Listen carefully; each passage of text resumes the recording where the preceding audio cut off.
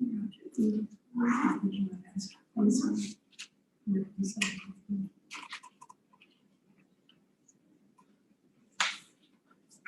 of things to try.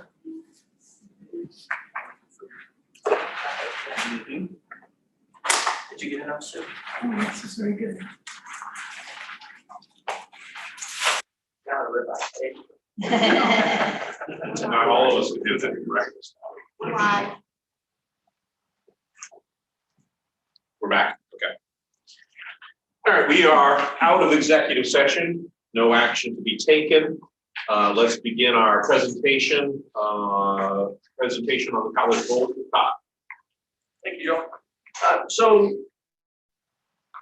several months ago, I presented a 100-day plan to the board, and part of that plan included me just having listening sessions with individuals and groups, internal, external, with the thought of gaining ideas and thoughts on where our stakeholders felt we should concentrate our strategic plan moving forward. Right? So my message was stay the course. We have a great strategic plan, but within that plan, what do we want to focus on in this upcoming year? And so this presentation today is the culmination of all those conversations, more than 40 conversations, more than 120 different ideas that I received from different groups and individuals. Largely what I learned was affirmation. Like what we thought was important in April of last year when we approved the strategic plan, we still think is important. There are a few of the pillars that there was one or two new ideas, new thoughts that surfaced to the top. So we'll go through each of the pillars. I'm going to have the goal champions themselves present each pillar.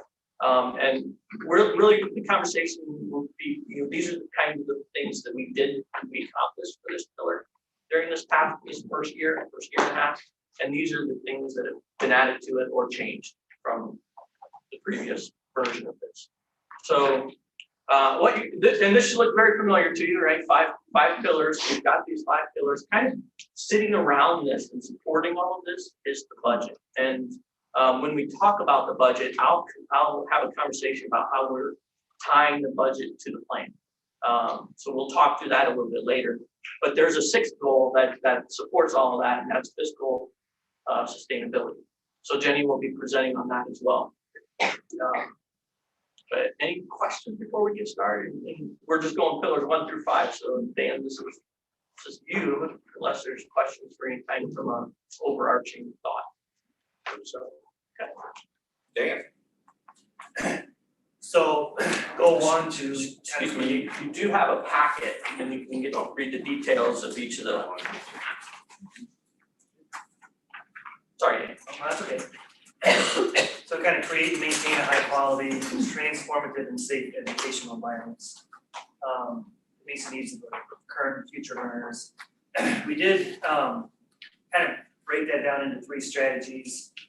First and foremost, ensuring a high quality learning experience. So I mean, that's why everybody's coming here, is to get a high quality experience, and I wholeheartedly believe that it needs to be that, and that we do that. It also needs to be transformative. So ensuring that it's a transformative education. So not just getting an education, but making that it's transformative. They're going to have a better life. They're going to be in a better place. And also ensuring a safe learning environment built for and around the learner. And initially, when this goal was developed, that was very much kind of geared around the pandemic and kind of physical space. I think we want to broaden that, or we're broadening that to not only a physically safe environment, but also an environment that kind of promotes the productive exchange of ideas. So in other words, it's a safe place to share ideas. It's a safe place to kind of be who you are, that type of thing. So in this goal, we've got several different kind of initiatives. Obviously, the first one was to get the HLC accreditation. That can be done for another 10 years. We also want an improved assessment process. And I know it sounds like kind of a minimal task, but assessment's big on HLC, but there's no better way to ensure you've got high quality programs and that you're hitting the marks and hitting your goals other than have a good assessment process. It kind of goes into the next part, expanding the faculty role. So that is faculty led right now. You have a faculty that's a full-time chair over the assessment committee. We've got a very engaged faculty group now with assessment.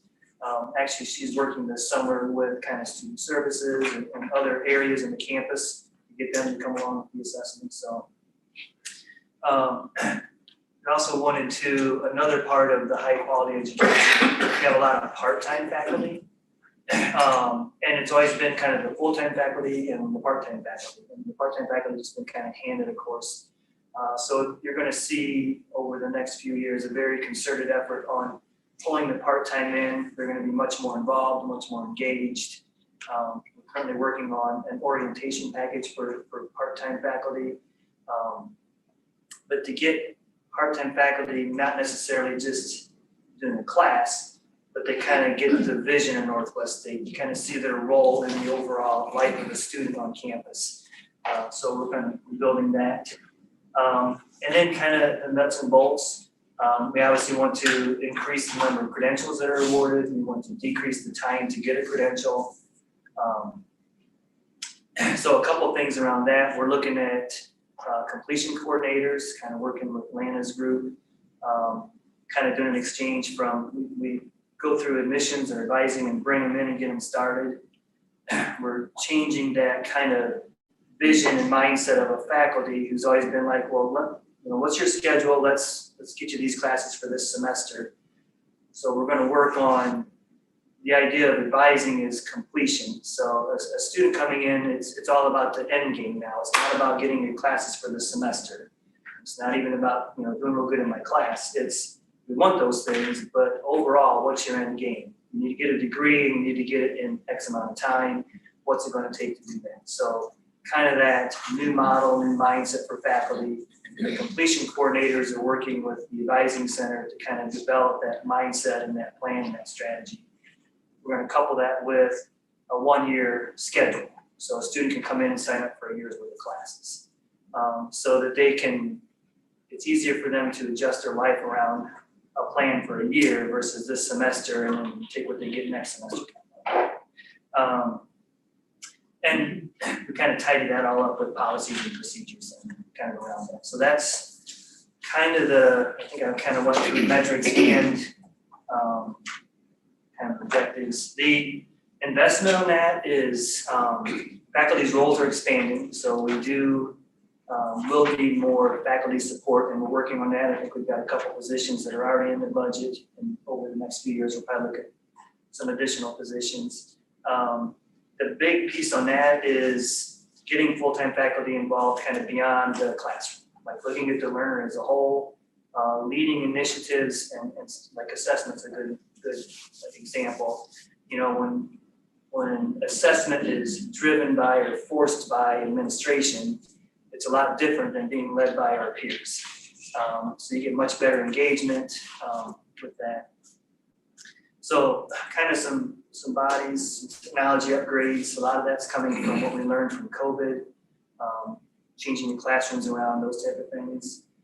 And then kind of software programs, a couple different ones to kind of take tedious kind of task things that we've got to use brain power on moving forward. And so we've already in the budget got a software for assessment that basically compiles all that data. So we're not spending time collecting and storing data, we're spending time analyzing data and how to improve upon things. At the same time, that program also helps with accreditation because it helps with all of the credentialing and stuff for the faculty. The big piece is a curriculum and catalog management. That's something that we shared kind of my goal and kind of Lana's goal as well. This is a kind of software that manages curriculum. So our process here, if we got a new program or want to make a program change, the faculty that wants to do it goes through academic affairs, they present a proposal, goes into first the department, then into academic affairs. If it's approved in academic affairs, it goes through all the councils across campus, it makes it through all them, it comes back to me, it goes to my department of higher ed, goes to HLC and blah. And we're moving papers back and forth through each one of those things and saying, this houses everything in one place. And so from the curriculum standpoint, we would go in and we establish a proposal. Committees come in and view it. And when it's all done, you flip a switch and it goes into Banner, and it's live in Banner in the catalog, and we can print off PDFs for catalog pages and then catalog is live. And to put it in perspective, we had a meeting the other day. That process currently takes 13 to 18 months. So we have an ag business program that's new. It's 18 months now that we've been working on the program, and it's all the formalities and all that. And so the goal of this is to get it to 60 to 90 days. And again, coming back to kind of completion, the faster we can get stuff and get a catalog and get it all firmed up, the quicker we can get people moving through the programs and stuff. The other piece is at $8,000 for kind of ADA compliance. What that is, what we learned in Zoom, we started putting all this stuff remote and all these recordings and stuff. They're not closed captioned. So we need to have things that are compliant for people that may not be able to hear the videos and so on. So that's that piece there. And then the final thing would be, I got $10,000 in there for, I would put it as increased inclusion and development of part-time faculty. So for example, we're putting together a part-time faculty kind of orientation and welcoming and kind of coming up with training for them to be more embedded in all of our services. So that's, hopefully that was 2 minutes. Some other. Not quite. Missed by that much. Well, it was definitely 2 minutes. Thanks, Dan. No, I love it. It's on point, I think. That's, it'll take us a few years, but we got a pretty good plan. It's exciting. Any questions? Oh, I like the involvement of the adjunct faculty, so they can have ownership as well. We have a lot of adjunct. And I think shame on us if we're like, okay, well, we're doing this fine as full-time, and then the other half is over here and we don't know what they're doing. So I think it's good to get them involved. Are you having any difficulty getting buy-in from faculty? No, not at all. Actually, we got a group that's working right now developing the fall orientation, and we've got a couple of part-time faculty that are coming helping us develop. Jamila, our arts and science dean, is working with some full-time faculty and some part-time faculty kind of developing that. Actually, we got some money from Perkins that we're using to kind of put all that together. So we've got super engagement with it. That's wonderful. Part of my message early on was more really growing what Michael started with getting faculty involved outside the classroom. Right. When you look at the literature on student success and completion, faculty engagement is a critical component. And if they spend all their time in the classroom and no time kind of engaging with students in other ways, things aren't going to go well. But the other part of it is that we're involving them in the governance of the college this way, right? They're taking control of, not taking control, but they're doing the work of assessment. They're doing that. And so we're not, forcing or infringing something upon them.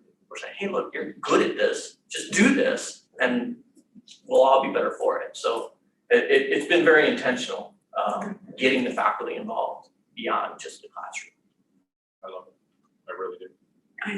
It's a great move. It's wonderful to have that involvement because so often it's a mindset of I go in, do my classwork, and wait. There's nothing beyond. That's what I'm here to do.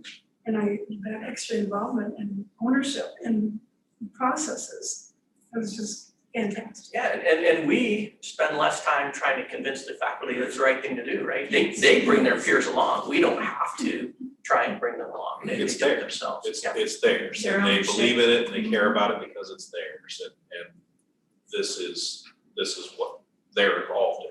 Yeah. Our role, obviously, in this, that last piece, and you'll see this for every pillar, is we need to allocate the resources to it, right? We need to give them the tools they need to be able to do work. Getting the faculty involved outside too, like old faculty mindset is I'm in my class and I do a really good job in my class, and therefore the students get a good experience in my class. And if the student isn't a class, like the student is a person that's coming here to change their life, and so trying to get that exposure to the big picture, the student as a whole. And so I think having the faculty involved outside of the classroom in some of these initiatives helps drive that home. Well, I think it's good for the students, but I see it's good for the faculty member as well, getting to know their students better. So I think it's a plus for both ways. I don't know how many of you read the Dan's report and the one statement, Christina Sweeper, yeah. her last point was, what am I most proud of? The faculty. Yeah. They worked quickly to adapt to changing circumstances. Our more experienced faculty help support and mentor our newer faculty. It's just, that's wonderful to hear and see and write.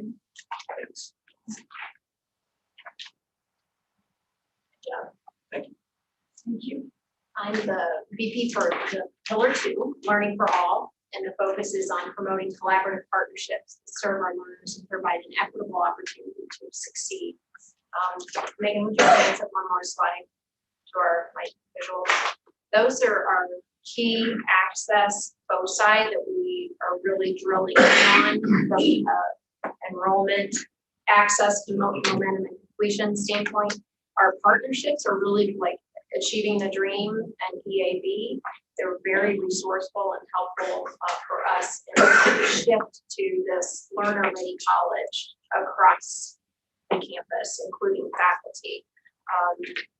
You'll see 6 strategies that are slightly refined from the prior version. But again, as Todd had mentioned, when he went through and listened and we sought feedback on the plan, it was really affirming in terms of striving progress in all of these areas. We look at academic access, digital access, geographic and financial access. And thanks to Jim and Brett and Jenny's work, obviously we're getting Van Wert up and going, Van Wert and Paulding. We're excited about that. We spent the year really kind of using the information and coaching from Achieving the Dream to help the entire campus focus in on kind of where our access gaps are. So as a result of our work this past year, we know where our equity gaps are. They're also tied to our funding distribution. So we know we need to increase first generation adult learners, increase our transfer rate, and so on. Our metrics, I've again just refined those to reflect the progress that we've made so far throughout those areas. The major investments are going to be in adult learner because that's a very important group that we need to grow. So we diversify our enrollment streams, and the same for bachelor's bound. Some of our financial strategies are focused on how we pull in partners like OACC and the Hope Center to help us focus in on our learners' basic needs of all learner types. So we're trying to make sure we're focusing all of our efforts toward their areas and redesign our work around the learner. Any questions? Love that too. Sorry, Dave, you took up your time. Yeah. You rebounded very well. You guys can dig that out later. Yeah, thanks. I always try Well, now we know.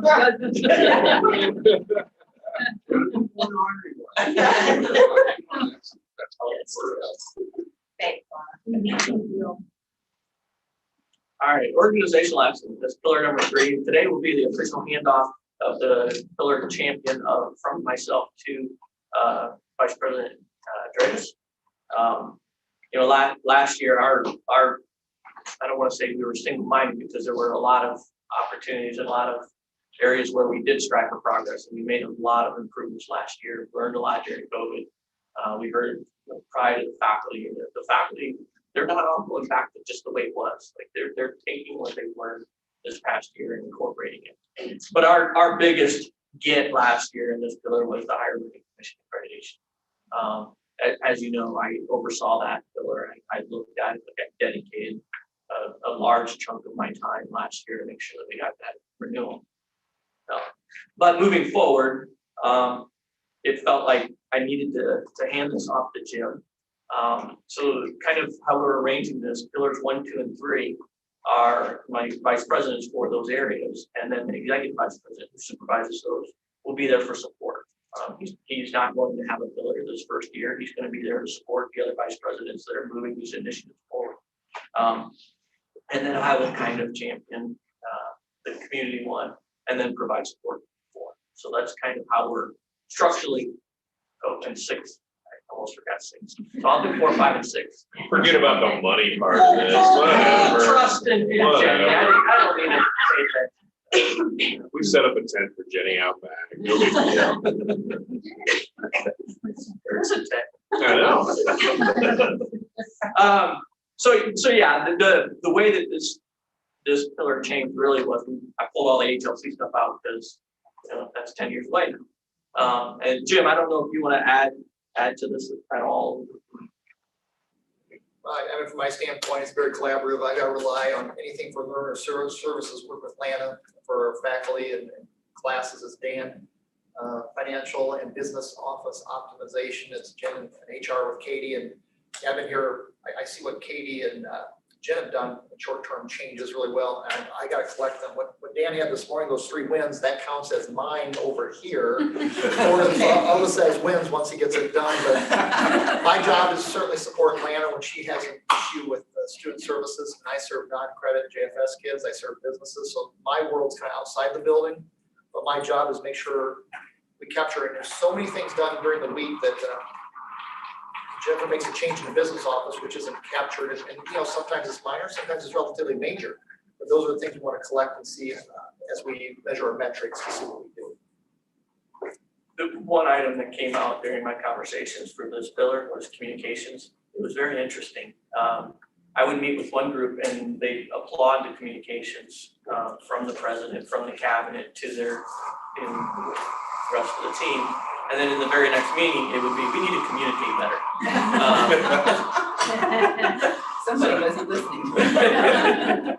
So that's on here is objective number 3. Let's evaluate how we're communicating and see what changes may or may not be necessary. But it was loud and often enough that I felt it needed to go on here for us to take a look at.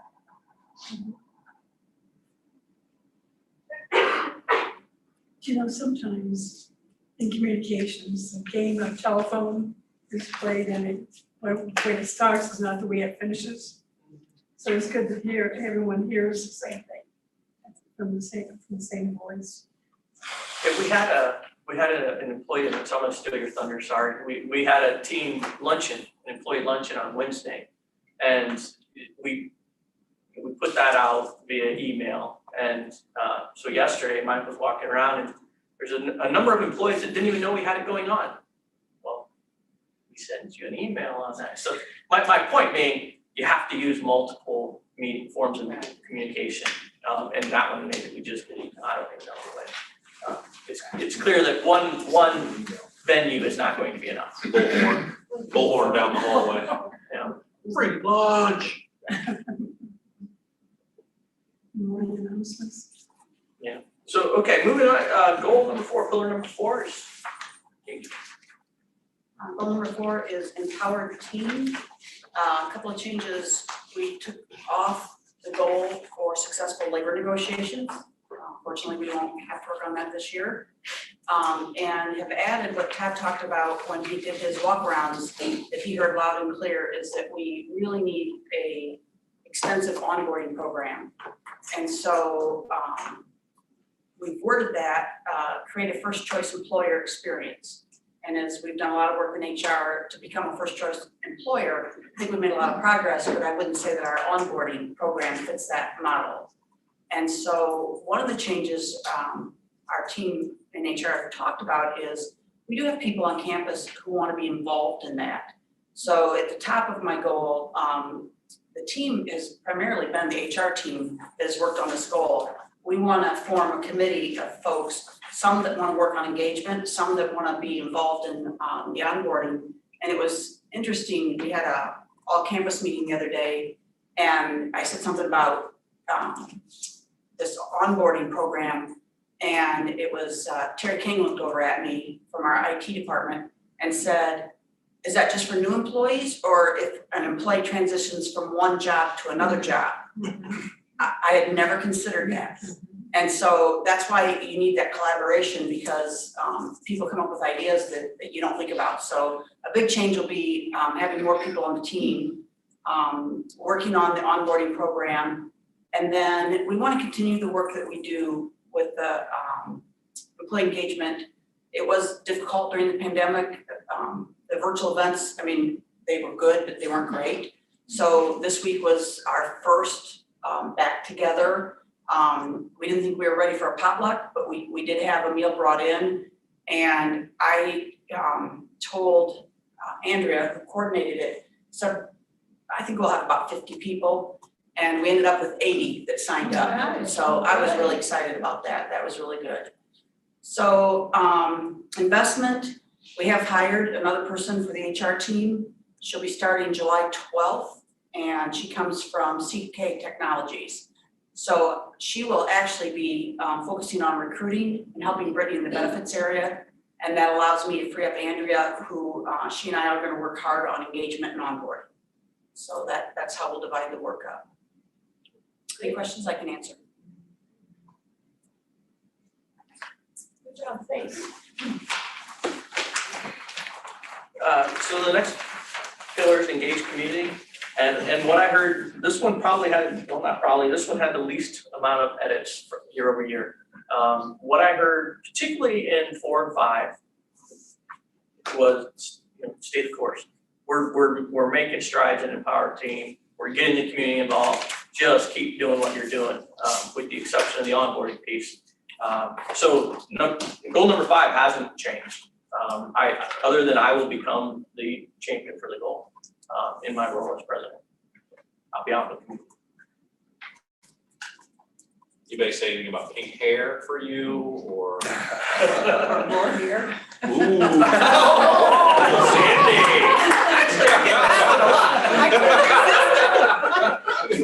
I did open it. I'm glad somebody slammed it with me. I liked it. I like it. Sandy and I are Batman and Robin now. I like it. I don't want to hear it if I come in here wearing earrings. You're not gonna hear I it. just got permission to pierce my ears. No. What I heard. We don't have a policy against that. You're fine. Moving on.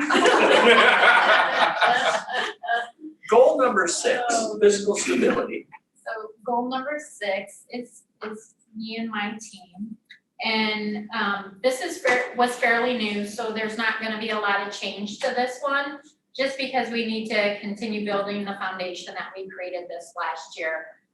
One of the main things that I'm most proud of is the finance committee team internally coming together, tearing things apart, putting things back together, getting through the pandemic, figuring out what we need to do, how we handle COVID money, where it's coming from, what to do with it. There was a lot of things going on, and that team kept everything on task.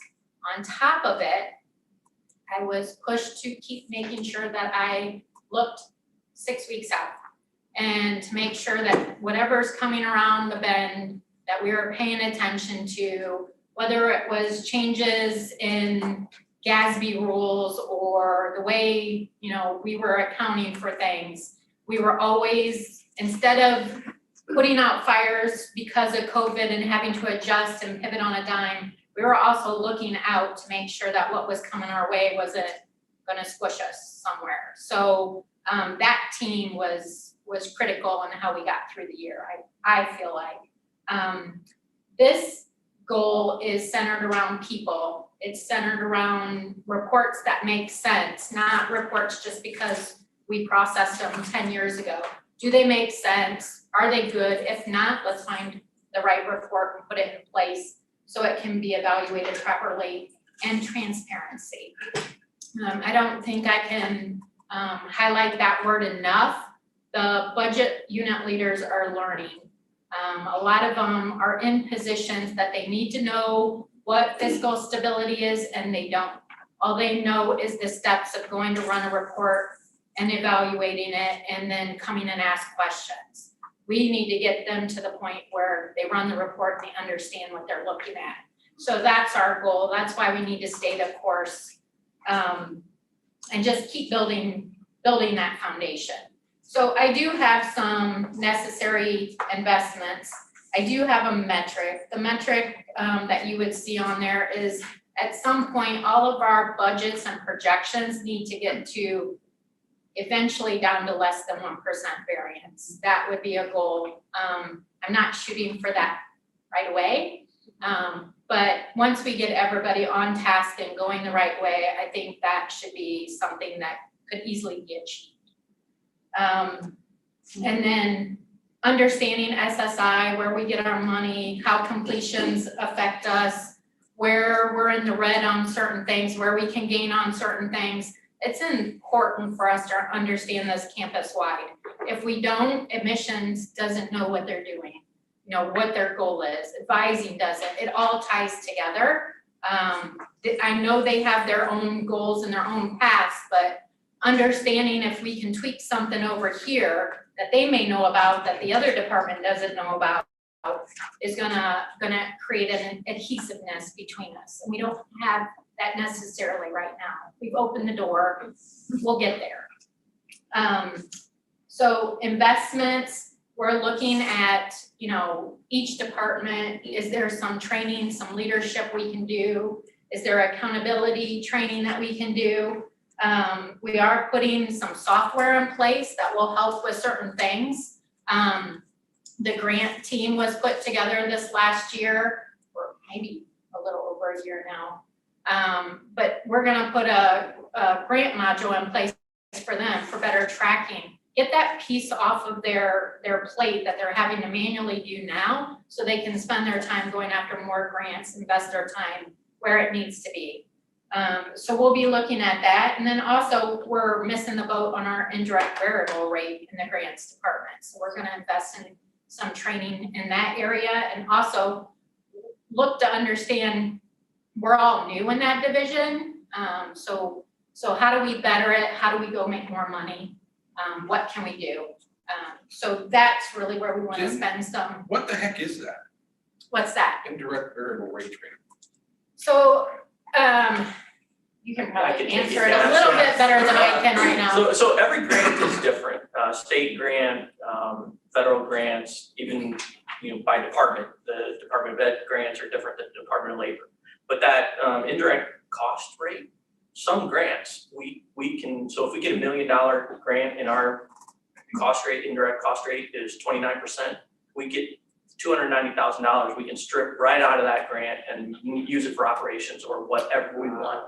Our indirect cost rate was approved conditionally or temporarily 8 years ago. Yeah. It's expired. The number I believe is 29%. A more typical community college number approaches 40%. So by having an old number, we're leaving a lot of money on the table. And like I said, every grant's different. Some grants don't allow you to take any, some put a limit of 10%. Many use this number to determine how much you can use for the operations of your college. And so we need to get this done so we can get more of that grant money going towards our operations to pay for our overhead. Thank you. The combining part is teaching the unit leaders who are doing that work to know when they can charge something towards a grant. And so Jen did a teaching on that earlier, on that and on COVID, which is a similar process. So that training of the budget unit leaders to understand that it isn't, here's your budget, go spend it. Here's your budget, and here's 5 other things that you need to work on. And some of that money's coming from different places. I don't think that mindset had been there. The mindset is there and the training has occurred. Then this won't just be like, oh, we're gonna do that. No, laid all the foundation. Next. Thank you.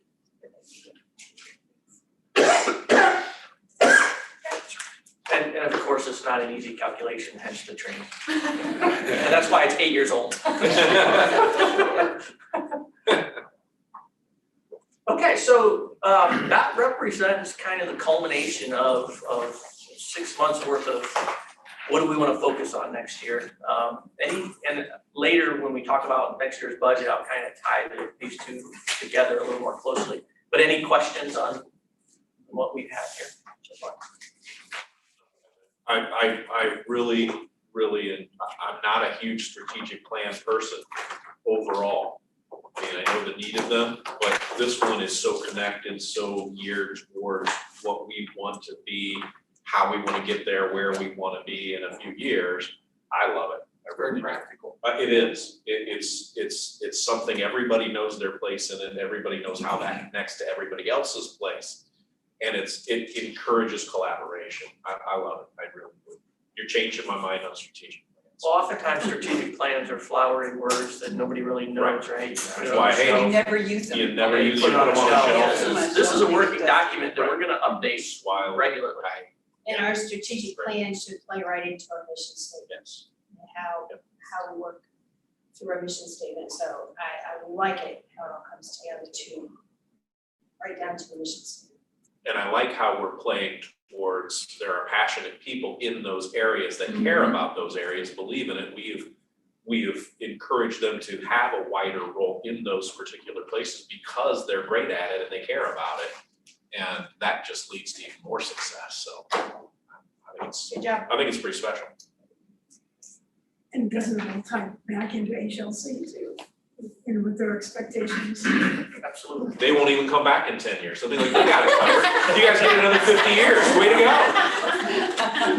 go. We'll be back in You can already mark that one. 2200. Check it off. I'll send them a note.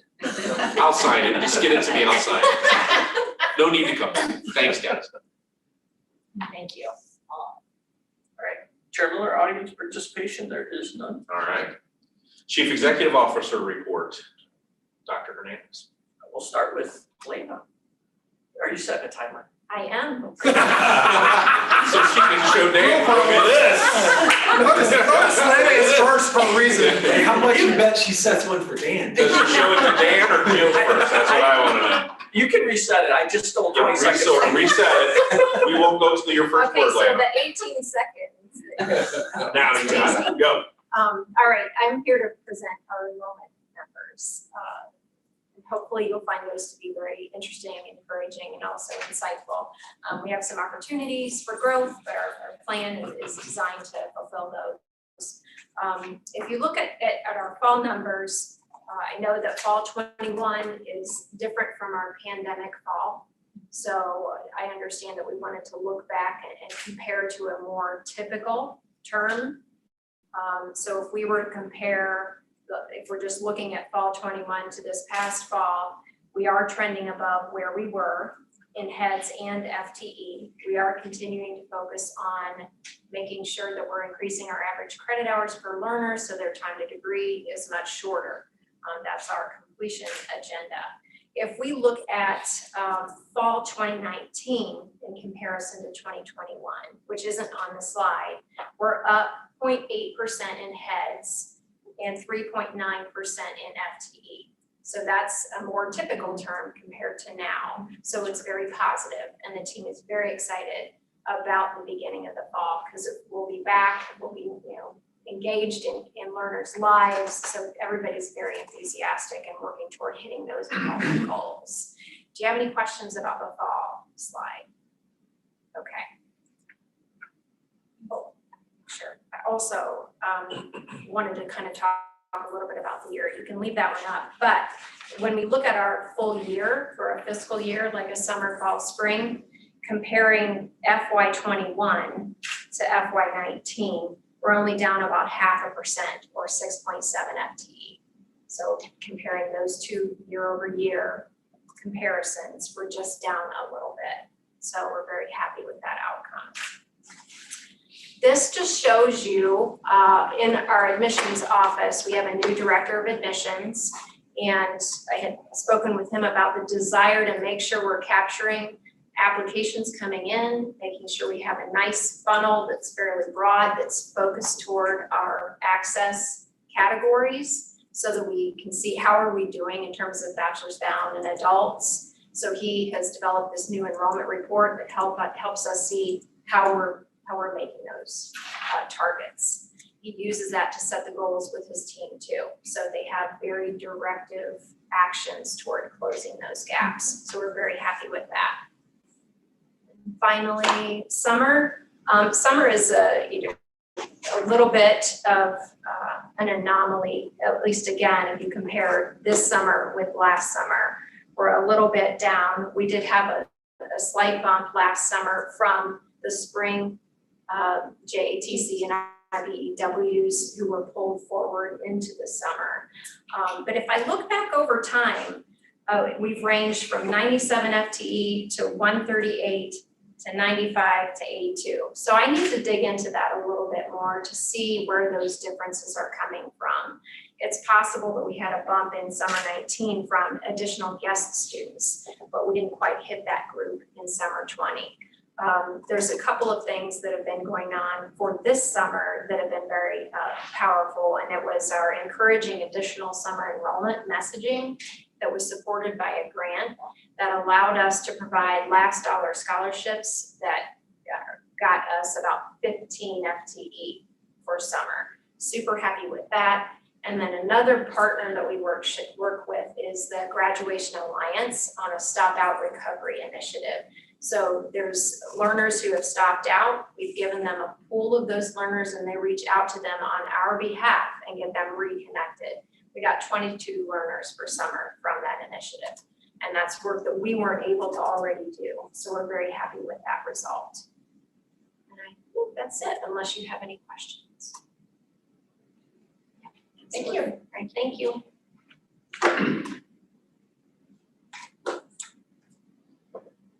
I'll keep it brief. Poor guy. We love you, Bring Dan. the fake Dan back. I think, looking back over the last year, I think it's kind of what our reports were focused on, and you can see the report in there. I think I'll just make a general statement that I was super proud of the faculty and kind of the staff around the faculty. When we look back over the last year and think of, oh my God, what a train wreck. We had to shut everything down and close. But when you stop and look, we kept enrollments. But not only did we keep enrollments, we also developed new initiatives, we opened new programs. So when you read through there, you'll see, the nursing had super high pass rates in the 90 percentile, above the state averages, above the federal averages. Let's see, the business department's got new programs coming out. We hired new ag faculty, got a new ag program in the works. The ag program's getting ready to just kind of like take off. So I think you'll see, you look in the STEM area, you've got some of the engineering tech faculty doing a kind of a course for high school teachers. So the high school teachers can now go out and teach like intro to engineering and intro to STEM at the high schools to kind of feed them here. So there was a lot of initiatives and new programming and types of things that, even though we maintained kind of enrollment, we also grew and got new initiatives moving. So I think just a general statement, I'm proud of the faculty. I guess as Christina would have put it, I'm proud of the faculty and kind of the work they've done over the last year. And super excited for the year coming up, so. Wow. Ding. Who needs fake We data? now need questions. We have to have questions. So any questions over that, or? I just had a comment. The pandemic really was a horrible experience for all of us, but out of that experience, all this good happened. And I wonder how much of that good happened as a result of having the pandemic. And because we were forced to think outside our boxes and to adapt in ways that we may not have always thought we could do that. It's I just think it made us amazing. all look out for each other and more than we would have in the past. And so there was a lot more help given to each other. Because that's what I heard. I was reading these reports. It's just amazing what was accomplished during the pandemic. Leadership and all around the table. Thank Dan. Thanks. So, from my perspective, we've had a lot of changes in the business office, in the finance area. We've had 2 promotions. Tracy was promoted to an accounting manager. Ashlyn is now a grants accountant, a focus that, as a full-time position, a focus we didn't have there before. We had a part-time, but it had been a couple of years since we had that position filled. And then we had 2 new people, so there was a lot of transition going on in that department. We had to deal with some medical issues and people being out, and that team learned a lot. They went through an audit and never faced with some of the questions or the processes they went through, and they came through with flying colors. So I couldn't be more proud of what they've accomplished in a short amount of time. All being new, they're all fairly new. 2 new hires filled in the position, but Tracy and Ashlyn, I think, have only been here a little over 2.5 years. So they're doing fabulous. All excited to go back to face. I couldn't have kicked them out of here. It was, they would go kicking and screaming. They wanted to be here through the pandemic. That's their role. That's what they do. So they wanted to be here. And I think the college provided a safe place for people to come and work if they wanted to come work here. A lot, the transition, I think, from that aspect was a lot easier. We allowed people to do what felt right for them. So that was nice for them. And just to keep focusing, I know Katie and her team are gonna do a lot more events for us and get us more involved and back on the campus. But that mental health stability piece, I think, not only did they go through it, now they're trying to switch back and to get back into the swing of things. So we'll focus on that, but they've dealt with a lot, so I'm very proud of them. Thank you. Should be. Any questions? Jim? Workforce, we rebounded by the COVID shutdown and incumbent worker training and the apprentice programs going real strong. I will divide this down by divisions. Brett continues to work in the wilderness until we get him a property. And, Speaking of tents out back. Yeah, he's You can done. have half of mine. That's nice of you. He's done well. You know, he works with Paulding Reclaim Project, Marsh Foundation, and then he delivered a cohort. Paulding continues to do a lot of searching there. Toledo Group, they're still very strong in the nonprofit groups. They work with Cherry Street Mission, Harbor, and Zeph. Agency is Larry Zachary. We just recently added the Cleveland Iron Workers just a month ago, and we continue to serve the IBEW. We have to watch out because the Dayton director is retiring, and that always puts us at risk. Whenever we have one of those directors retire, we have to make sure that we take care of them, that the new person doesn't hear a different story from a local supplier. In Archibald too, we gained the standard recognitions entity. We're one of 27 across the country that allows Northwest State to basically develop industry recognized apprentice programs, and gives us a lot of latitude.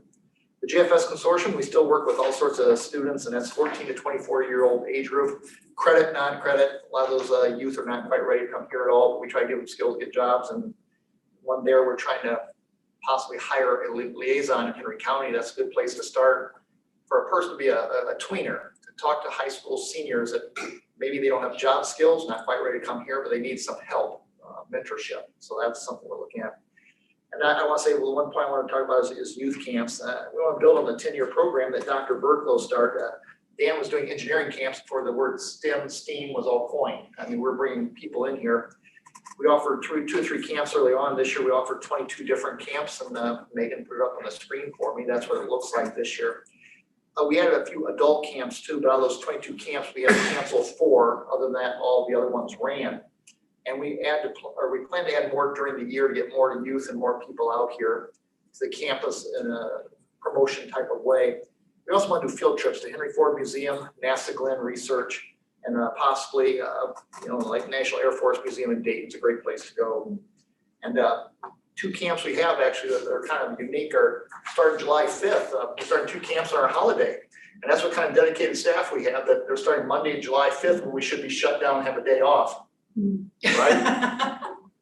Actually, I'm on the committee that overlooked that. I thought it sounded a lot better to say that we did it that way, but look how they supported me, they didn't squeal. I think it was Katie's fault. But you know, it's kind of funny because making it through committee and all the faculty, everybody, okay, cool, and we're starting that day. And I don't know, somewhere just maybe a couple of weeks ago, someone said, hey, we're closed that day. We have 2 camps, we have kids signed up, so it's no big deal. We're gonna run the camps and start on Monday, July 5th for those camps that week. I had 2 unsolicited emails tooting the horn of the camps this week, just out of the blue. One I think was Make It and the other was the Ag Camp. Okay. Parents saying, hey, just want to let you know, we're filling out the surveys, but you know, we just wanted to let you know that the camps were really great, the kids loved it, so. I've never gotten one before like that. You could have led with the camps were really great. I received unsolicited emails. Did you have a heart attack over there? They loved them. It's really neat because it takes the whole campus to get together. This year too, we had Camp from the Bookstore put our camps on the bookstore website, so you can register online, and it was smooth, and that was a big enhancement, and we find a few other things to do, so it's come a long way, and it's been very good. It's been very intentional as well, right? 3 years ago, prior to COVID, we had 2 or 3 or maybe 4 camps. Before COVID hit, we had planned 15, I believe, and we were able to run 7. The next evolution of this is we're out in the community offering these camps, teaching high school teachers how to hold a camp. So because otherwise we're going to touch 200 kids a year, and that's great. Yeah. But I'd rather touch 2,000, and so we need to involve other partners in that. Any questions for Jim?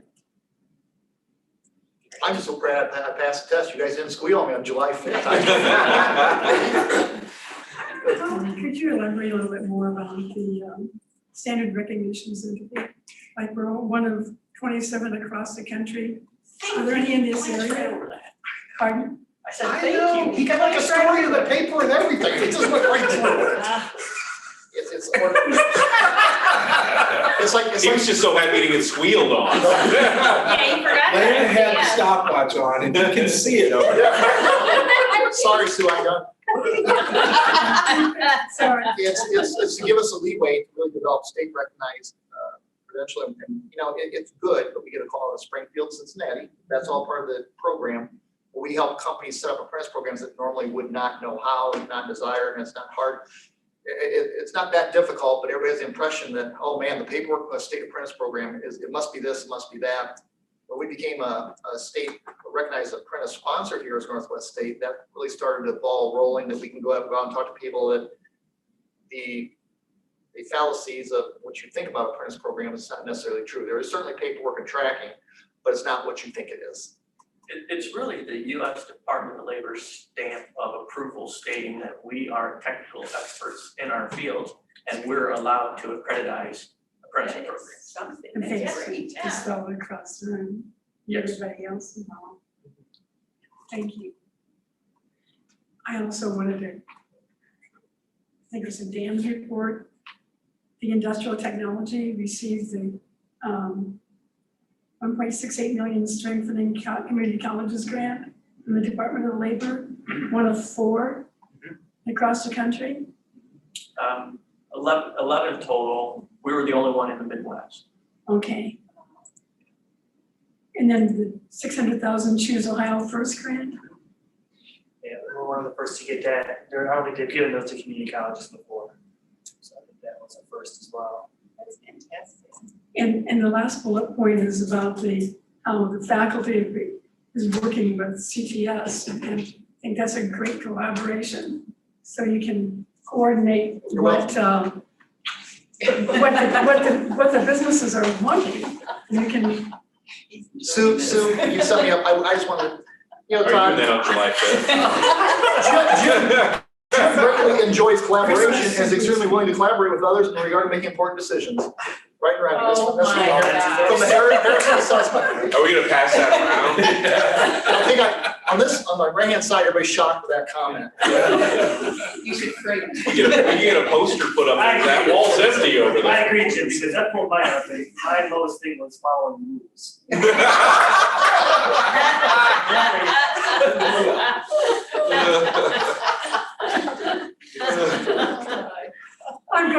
business. So you can come back whenever you want, they're open meetings. We'll even get you lunch. Well, we have audience participation. That's right. You know, We'll send you a packet. Katie? Tough act to You follow. know, it surprises me when I asked Brittany, when I put my report together, how many positions have we hired in the last year?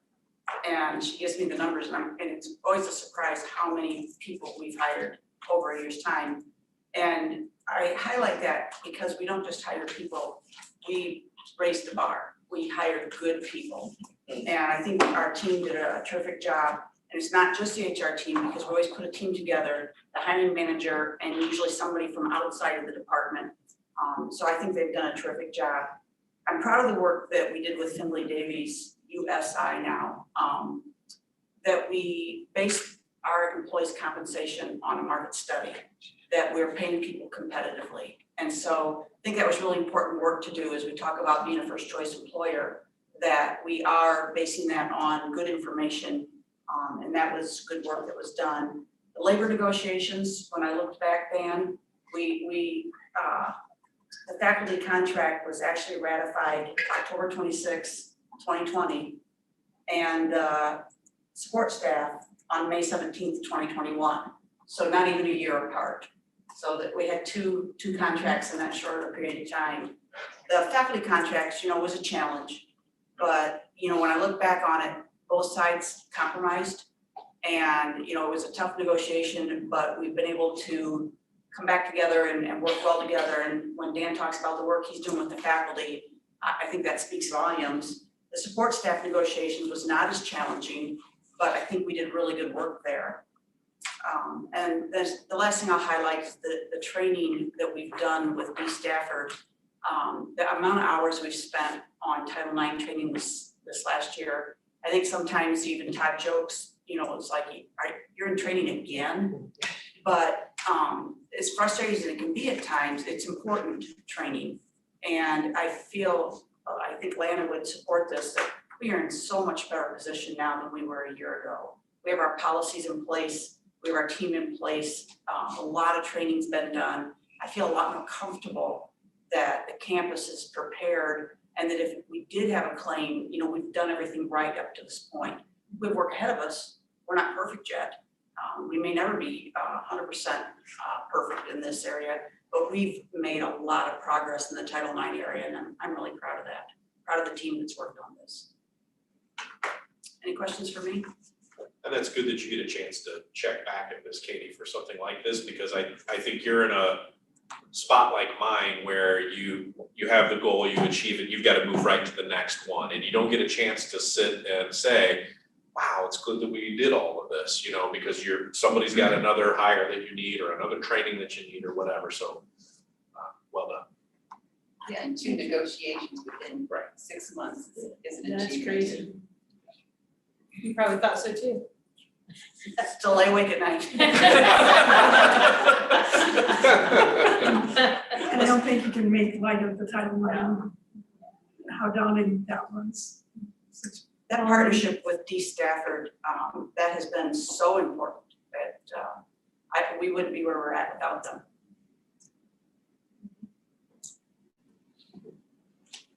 Todd. Lana, you want to get the clock going? Oh. No, so my report, I don't have a lot of new stuff to report. I did send each of you a report on June 1st. Hopefully you read that. I'm talking with Todd, video podcast, I guess. It's a podcast. Yeah, Toddcast. I get a lot of unsolicited feedback on that. So it's building momentum. People are starting to watch it. It's funny. It's a great ego check, right? It's Todd. You're talking with Todd is great. I love CJ and JC. And that's kind of the end. So, but it doesn't matter, right? They're watching, they're listening. That's the point. And I'm having a ball working with those two. They're great. I do want to build just a little bit on what Sue mentioned in COVID. So my military training taught me that when you put a team through stressful situations, one of two things happens.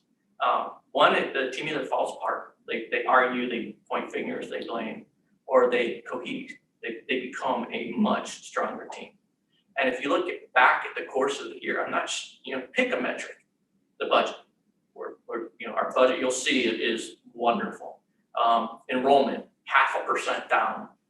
National average is anywhere from 9 to 13% for community colleges. So just right on down the line, our employee turnover, a third of what other community colleges are. So pick a metric, and our team answered the call. I'm very proud of that. Top to bottom, right? Our students answered the call, right? They went through the same stuff, and they stayed in class, and got their grades, and finished. So that's my report. That's good leadership. That's what happens It is. when you have good leadership. Perfect. And students felt safe coming here, so they would have come. That's the key. Before we move to board discussion items, we need to take a short break. Bio break time. We all need it. Move around. My golf outing. I didn't even have to leave the room for it.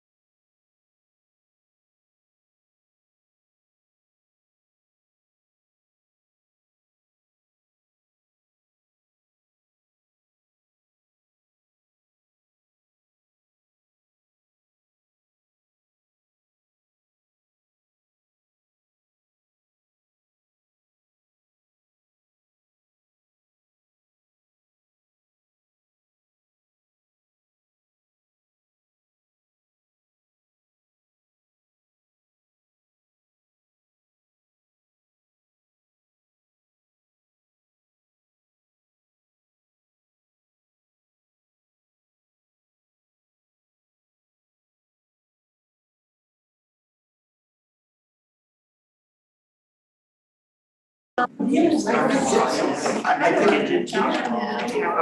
we did it. They give you small. Knowing that it would be messier. Yeah. It's harder for Tommy to put together, but in the end, what's it got? I was after, did probably hit mentally good, but he kind of fell out. That was quick. So that's what I was getting. But yeah, I don't know if you caught it. They give us a little. No, and 10 years. And it had the feeling of Simon getting somebody to go and take it to one of those singing shows. It was like, yes, I told you that. So that. So our. Set the equation. Probably. Yes. We thought of some Kind of range. Yes. Get into a program. I think we can relate to Kate was talking about. Play on her detail. So we'll get there. Yeah. Okay. I think we are ready to come back in after the short break. Board discussion items. Okay, so the board budget committee did meet earlier this month, and we'll go through the, kind of our conversation. Michael, myself, and Jenny will talk, but first what you'll see is, for the current budget, our current fiscal year that ends next week, very strong financials. We'll be in the black. We'll put some funds back into unallocated. I want to have just a short conversation of kind of when we put this budget together, when I put the goals together, what was our kind of mindset? And then tie strategic plan and budgeting together. And then Jenny will go through the next year's proposed budget that is a voting item in today's meeting.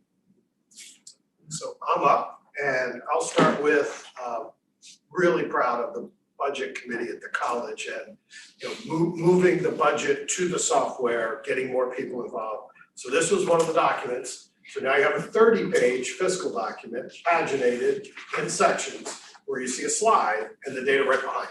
Right? So we're trying each time to, this goes back to conversations, Lisa, that you and I had about, so there's a slide and data, slide and the data.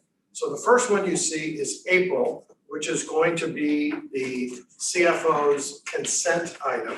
And if you look at it, what I added to is percent budget year. So we're at April 30th is 83% through the budget year.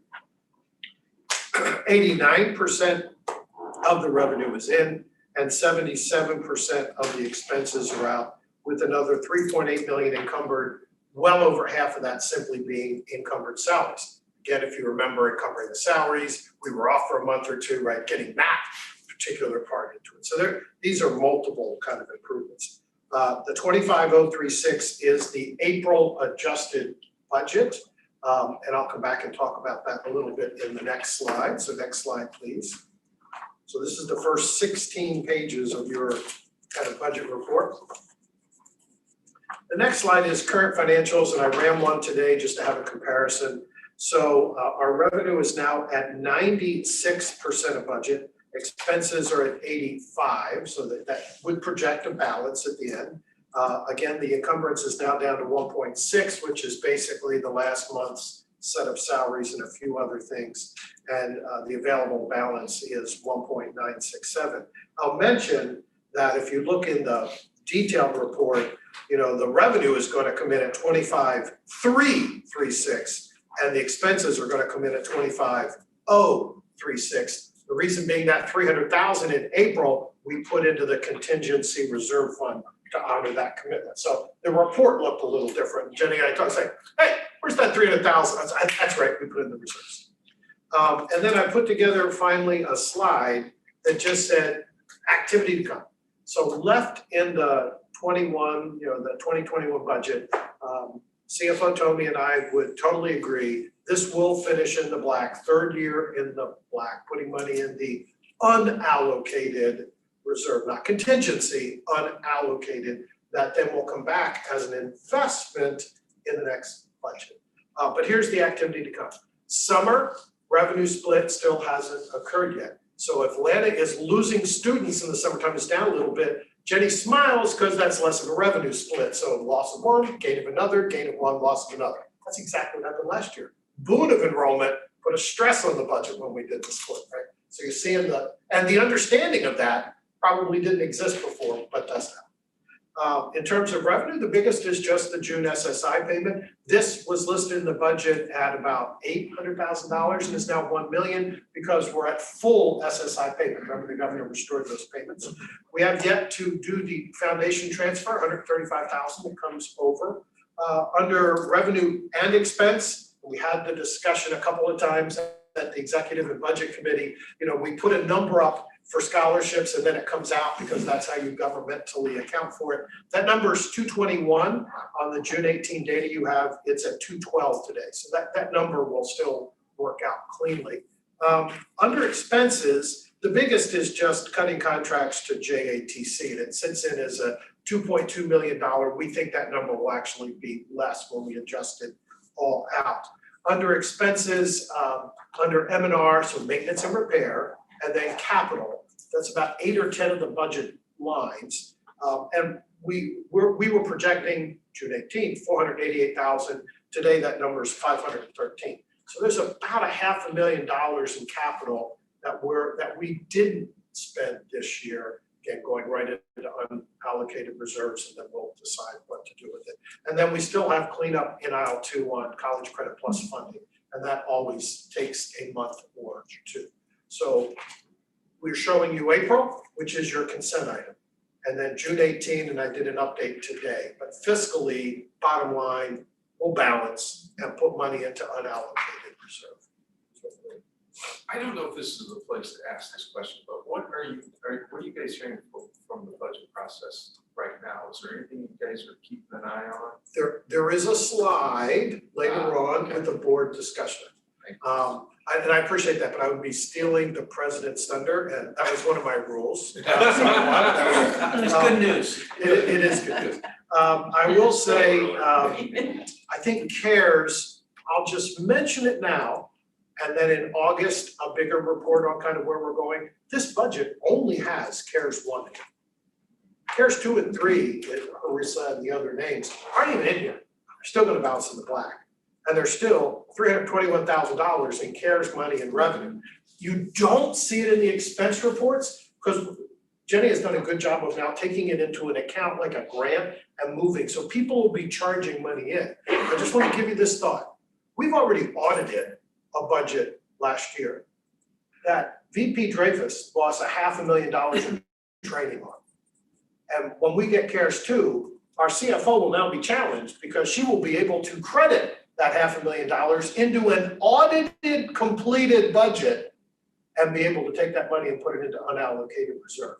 That's the CARES impact. It's good, but understand, you don't open up an audited budget and start charging things to it. So the team's ability to handle the CARES has been impressive. And we haven't even touched $1.8 million of CARES 2 or the $2 million of CARES 3 institutional money, let alone $2 million in CARES 3 and $981,000 of CARES 2 to students.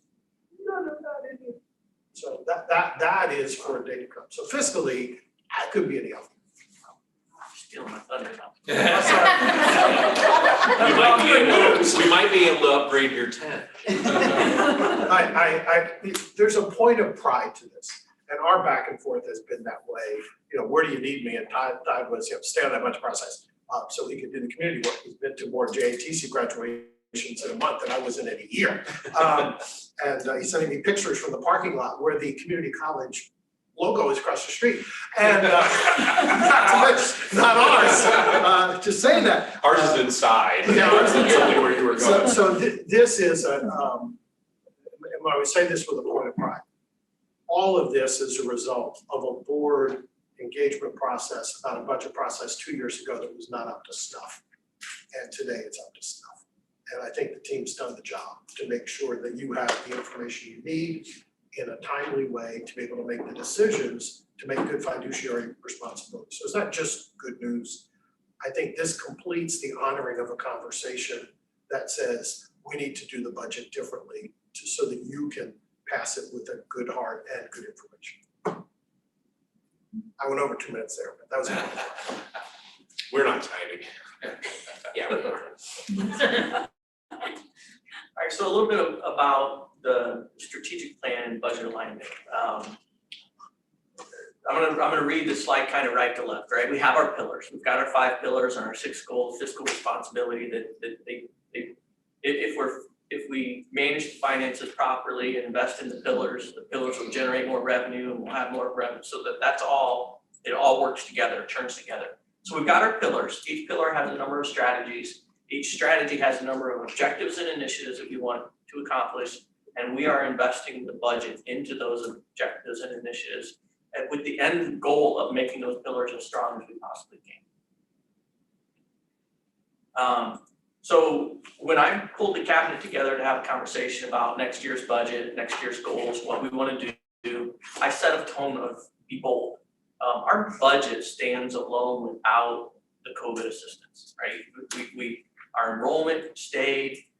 We planned for a 20% reduction in SSI. The state gave it back to us. Like we're fiscally strong.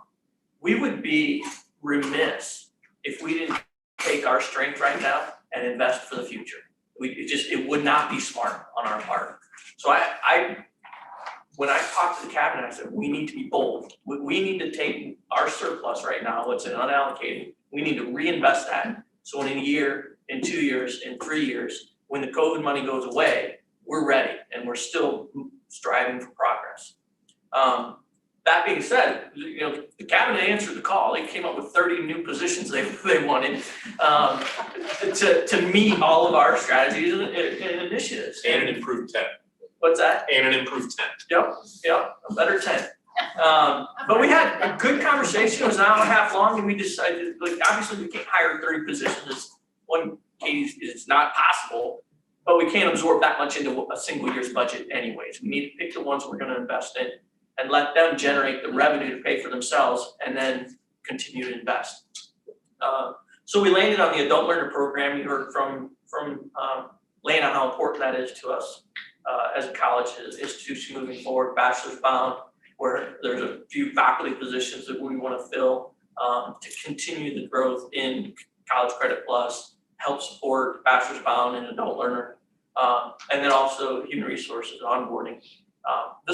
This one came, when Katie saw a list of 30 names, she's like, we can do that in about 3 years. Like, we don't have 3 years, right? How are we gonna do this so that 3 years from now, we're already reaping the benefits? And it took an investment. And so that's what we did.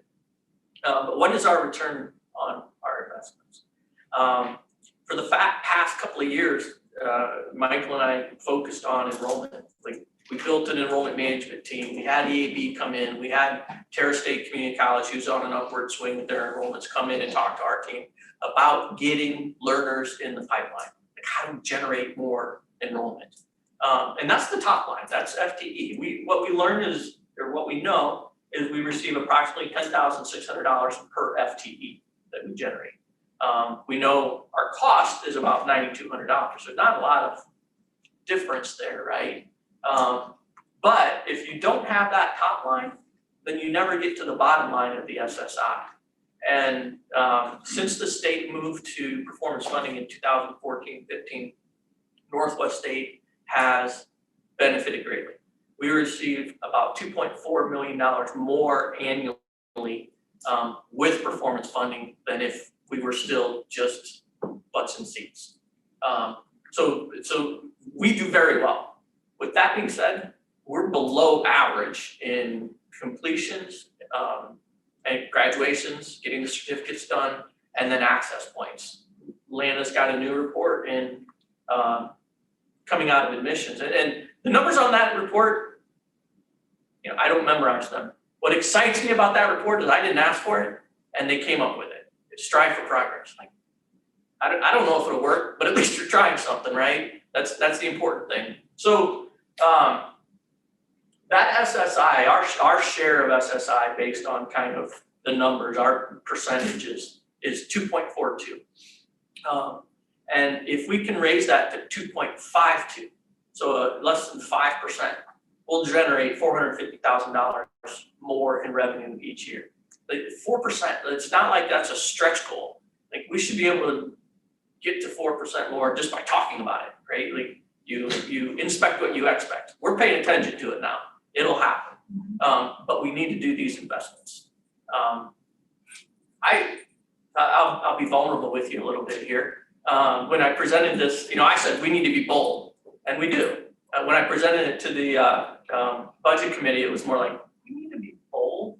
Because this is very different than what you guys are used to hearing, right? And I have what I felt was very positive feedback from the budget committee, and I appreciate having the opportunity to kind of test the waters there in that small group, and what are you thinking? So you got the more, we need to be bold versus the let's be bold. But John, I don't know if you want to comment on the proposed budget, or. I watched the whole thing. And I just so enjoyed it. But not knowing what we were getting into, and then when you said, balance it without any help from the government. And made it through along the way, and we got a lot of money still coming in. Okay, so Jenny will talk about the proposed budget that you will vote on later in the meeting. Okay, so I apologize. It's, how many times we've had this conversation, so if you're hearing it again, it's good news. So this slide shows the revenue projections for fiscal year 22. We do expect it to be up slightly over $1 million from where the adjusted budget was coming in for this year. We do have slight tuition and revenue increases, I guess not slight, $500,000. And the reason why the deans get together, they walk through their whole process, we listen to it, they give us feedback on their expectations, we go through and we crunch some numbers. And everybody was expecting to be up slightly in their departments, except for maybe nursing was a little flat. But good conversation, liked the way we worked together as a group, and we went back and forth, and we even came back a second time and kind of pushed the deans a little bit more to say, are you sure? Let's put a little bit more tact to it than, maybe just a dartboard at the first time. And they came back and had some really good numbers. So I appreciated that process. Public support, this is the SSI, SSI numbers, and also the capital numbers that come in. We get about 130,000 a year on that process. It will eventually go away, but in the meantime, you can see that we're expecting a little over a 1% increase through our SSI. So we're doing some good things. We need to continue to do that process so that we can grow that year over year. Scholarship support, this has been increasing for the last couple years. That's been one of our goals of ours. Presidential and honor scholarships have been increasing. So you can see the reduction in revenue is getting larger just with that expectation, and those numbers are coming through. Custom and training, we do have increase there with 2 facilities potentially putting new numbers into there. And then Jim is actually expecting growth even here on campus. One of those Be Bold is putting a position in his area to garner some more sales. So we're looking at that with some expectations there. CARES number, this is going to be something that we're going to adjust through the adjusted budget throughout the year, just because, what's coming at us. Every time I turn around, there's a different like questions and answer type thing that says you can use it on this, but here's what it means. And then the next thing you know, there's another, so this will probably adjust through next year, but we are expecting it down now compared to what we expect this year. But that'll change. We'll actually probably bring more in. And then miscellaneous, just a slight adjustment over this year, and then unallocated reserves. In reality, we're asking to take 600,000 out of the unallocated reserves because we want to put a commitment to these Be Bold initiatives. you're gonna see in the expenses that we're gonna have increases in wages and benefits and salaries and stuff.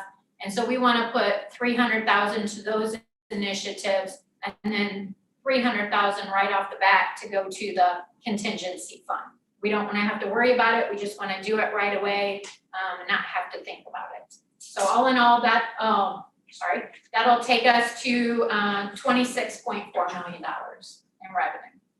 The next slide just explains where, a pie chart that explains where the revenue is coming from so that you can get an understanding of where the largest to smallest comes in from.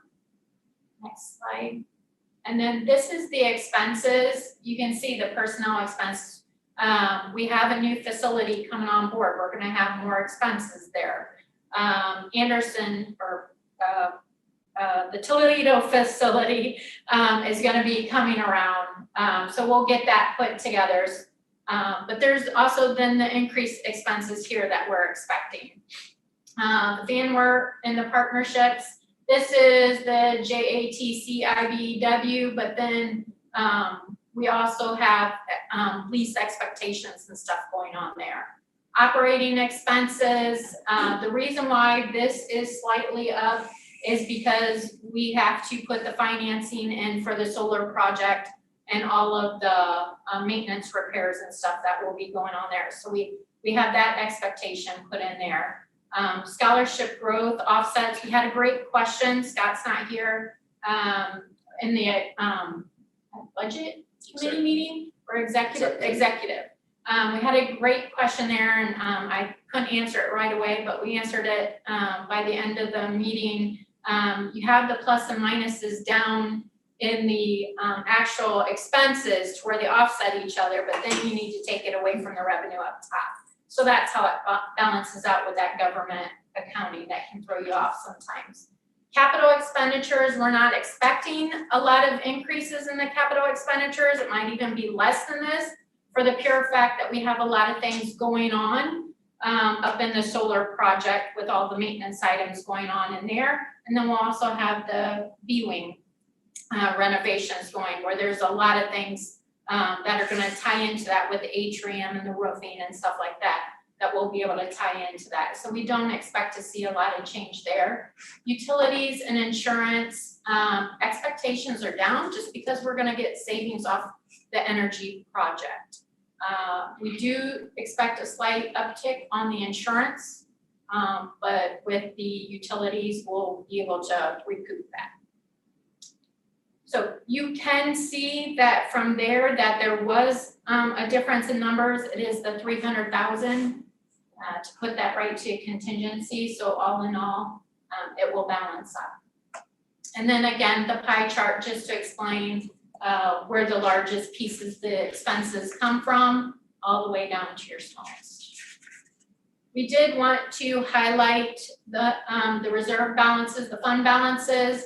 You can see the unallocated, we are gonna close out this year to a positive balance. So we will see growth in there actually, instead of using that.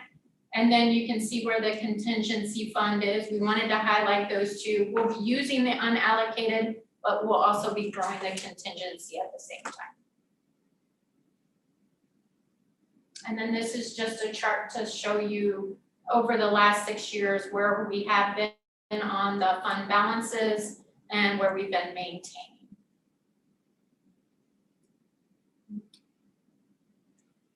Any questions on the budget, both the closing out the current fiscal year or the proposal for next year? Really appreciate the slides and explanations. Okay, Jeff, here's your slide, state budget.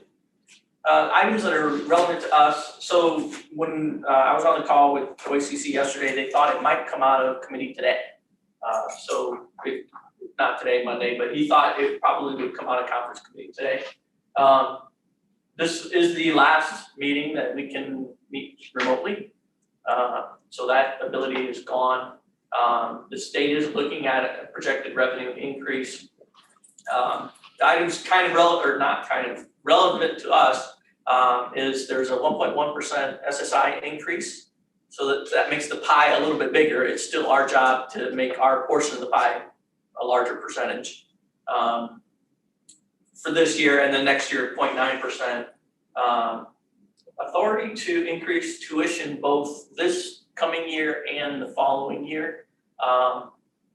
If that stays in and gets signed by the governor in August, we'll have a resolution to increase our tuition beginning in the spring term of this fiscal year and then the fall term of next fiscal year. I do want to have a conversation about whether we actually transfer that additional cost to the students or we don't. In the past, we've always taken the stance that if we have the authority to increase the tuition, let's increase it. And then we can always charge less than that. That's our maximum amount. We can always charge less. So we've done that. And colleges that didn't do that, in a period of time where the tuition was frozen, they fell behind. So, that's one option we have. Another option would be to go ahead and increase it to $5 and charge it, but scholarship it. So we're charging the higher tuition rate, but we're not actually asking our students to pay that. We're using scholarship funds to pay that difference. The advantage there is scholarship funded students like Choose Ohio First, Strengthening Community Colleges, we can draw more money from those grants in tuition funds. So there's a conversation that we need to have kind of on but I will be recommending to the board that we do increase it $5, and then we can decide if we're actually going to pass that on or roll it back. There's a one-time $5 million increase for short-term certificates. The chancellor, it allows the chancellor to make some rules to assist debtors. Right now, well, I guess it was kind of relaxed during COVID, but non-COVID period, when students have debt and they're not paying on that, we have to send it to the Attorney General's office. And we're not allowed to let them enroll in any courses. We have no recourse. We have to turn them in. This gives us the ability to come up with some creative strategies to help those students. There's earn and learn kind of programs where if you owe us money, we'll allow you to enroll. If you make a certain grade in a course, we'll reduce what you owe us and stay enrolled. So lots of options, lots of opportunities. It's an access issue, right? Student ends up with a broken car, has to transfer money they would have used for tuition into their car. Now they can't continue on with their education.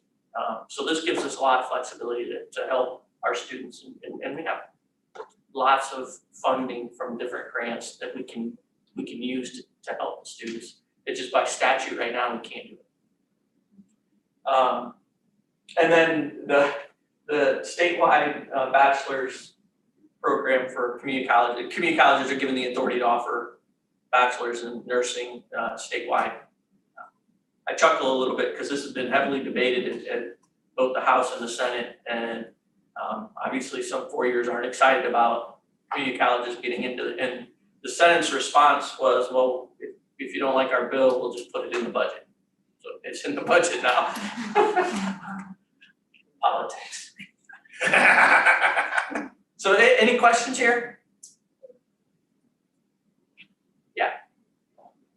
Is there a resource, or can you get us a list of how our tuition compares to the other communities, especially like Tara and Owens?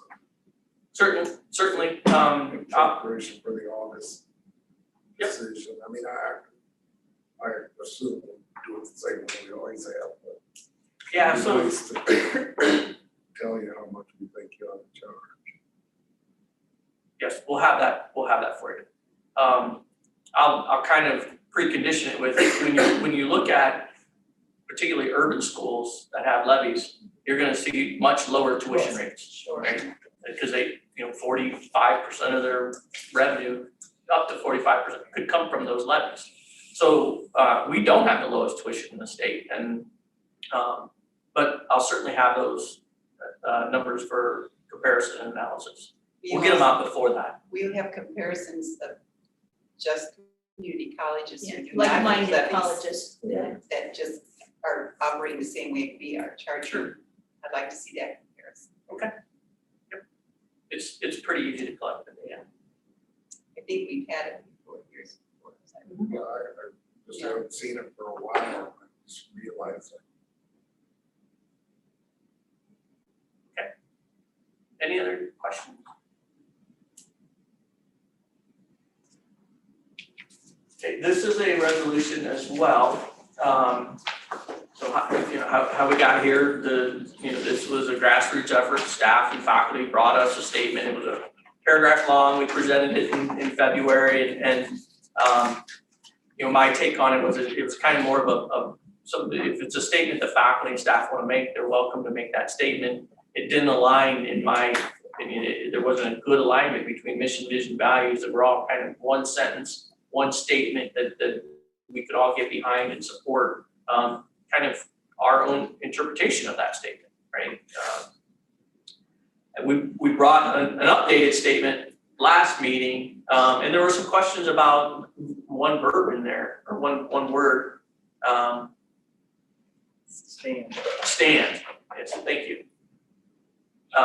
Northwest State stands with, and when we have that word stands with, those two words in there, we kind of lose our ability to kind of dictate what we feel DEI means. So we went back to the committee. There was a good conversation, and I don't know, Dan and Lana, if you want to talk about that conversation to what led us to this hopefully final version.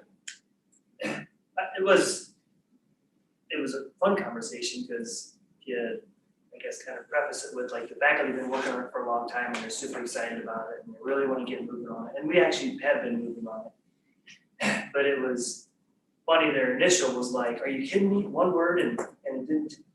And I think I reminded them like, what is it, the statement is about, what was it? Inclusion. And didn't we want like everybody? Oh yeah, and so they kind of come around and I think They use their own whip on. They were, and they weren't like upset with, us or the board or anybody. They were just like, they're eager to get going. Or like, oh, you're kidding me. Like, it isn't like there yet. Because they want it public. They want it on the webpage and they're like ready to go. And but they were just kind of missing you want inclusion. So let's include like everybody on God's green earth type of thing. And so they were all over it. They got super excited behind it. They get it. They spent a little time and actually shortened it even a little bit more. It's kind of almost like once they listened to somebody else again for a change, it's like, oh yeah, and they went even further in. And so, but it was good and it was fun to work with them. I think they're super excited. They've got several initiatives already in the works and underway. I know the deans have been working with it. So everybody's on board and excited. And I don't know if you want to share any more too, but it's fun to work with them. They're super excited and proud of it. It's a good cross-functional team, and the conversation also leads to insights, which is why we ended up with this, I think, so. I think as they work on it, they're getting an understanding about, it's not always comfortable to talk about it.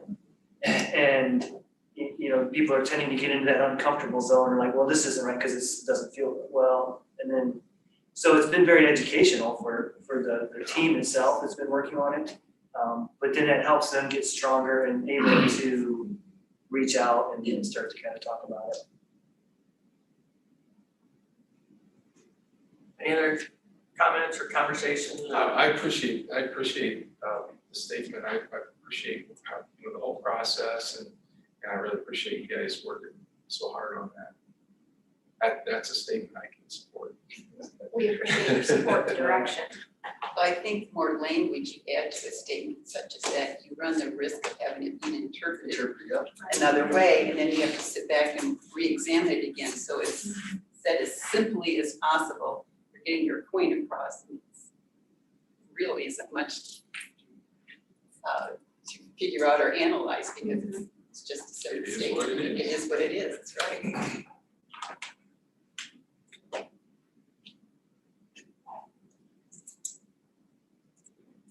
Move on? All right, so Dynamics, which is our energy project, and I'll let Jenny kind of update you on where we are with the contract and pulling the trigger.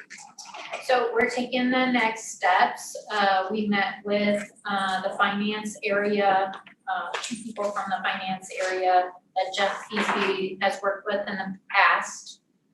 We walked through a timeline, steps that we would need to take, if there would need to be an additional board resolution, like just walk through things like that. He laid it all out for us. The process is we'll be doing a capital lease. We will not look at the bond process. They'll send it out to a number of financial institutions, and he expects to get 5 to 8 responses back. And then we'll have the chance to review those and pick whatever option that we would like to go with. So they finalized, Kevin and Jeff got together this last week, and they finalized the numbers.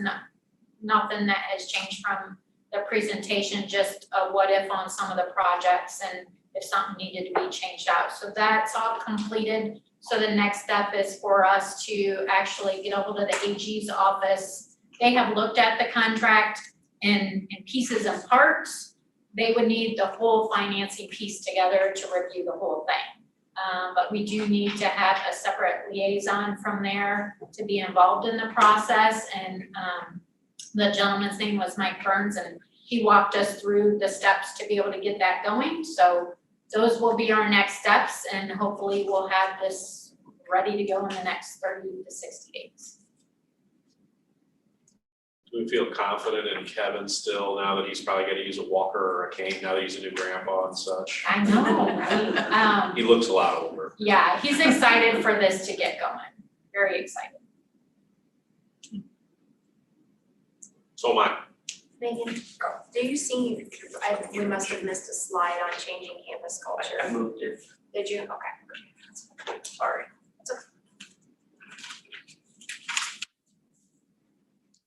So SB 40, the forum policy, Michael and Lana, I'll call on Michael first to provide an update. So SB 40, co-sponsored by our own Rob McCauley, passed on March 24th, if I remember correctly. That date is important because there's a timing attached. It's called Forum, so I immediately put on the slide, forming open and robust university minds, because that's the first question everybody asks. If you look at it, so it is law. So this is now that we're coming to you with a discussion item that says we will need to change a thing or two because there is a new law. And basically, next slide, please. There are 3 things that that we'll be asked to do, and one of them is to change current policy. And let me frame it so it makes it easier. Most colleges and universities have adopted the old English model, when you think about it, called Speaker's Corner, where you have a designated free speech zone, people stand up and speak. That's what we've adopted as the college's way of honoring free speech. This law says, basically, let's talk about expressive activity. Don't just call it free speech, call it expressive activity, it's wider. And really move off this whole notion of zones. Users say what they're gonna say, whenever they're gonna say it, wherever they're gonna say it, just let it be. And so you're not gonna, let's say, put guardrails around speech and say it can only be at this time at this place, in this zone. It's an old tradition, and it's just, in one sense, being updated. Culturally, obviously, there's a lot of talk in the news about it, and we're not the only state that has done this. Not for our point of view, I'm just getting you to where we are. So you're gonna see an updated policy in chapter 17, but that will make its way around all the governing councils first. But just from a legal point of view, immediately, we're going to inform people that there are no more free speech zones, that current users, is what we call them, user can do an expressive activity, as long as they're not interfering. You can't walk into a classroom and just start saying stuff. You interfere, that's something different. So that will come to you at a future meeting, hence this discussion. That's number 1. Next slide, please. There is a 180-day clock. So March 24th goes to September 20th.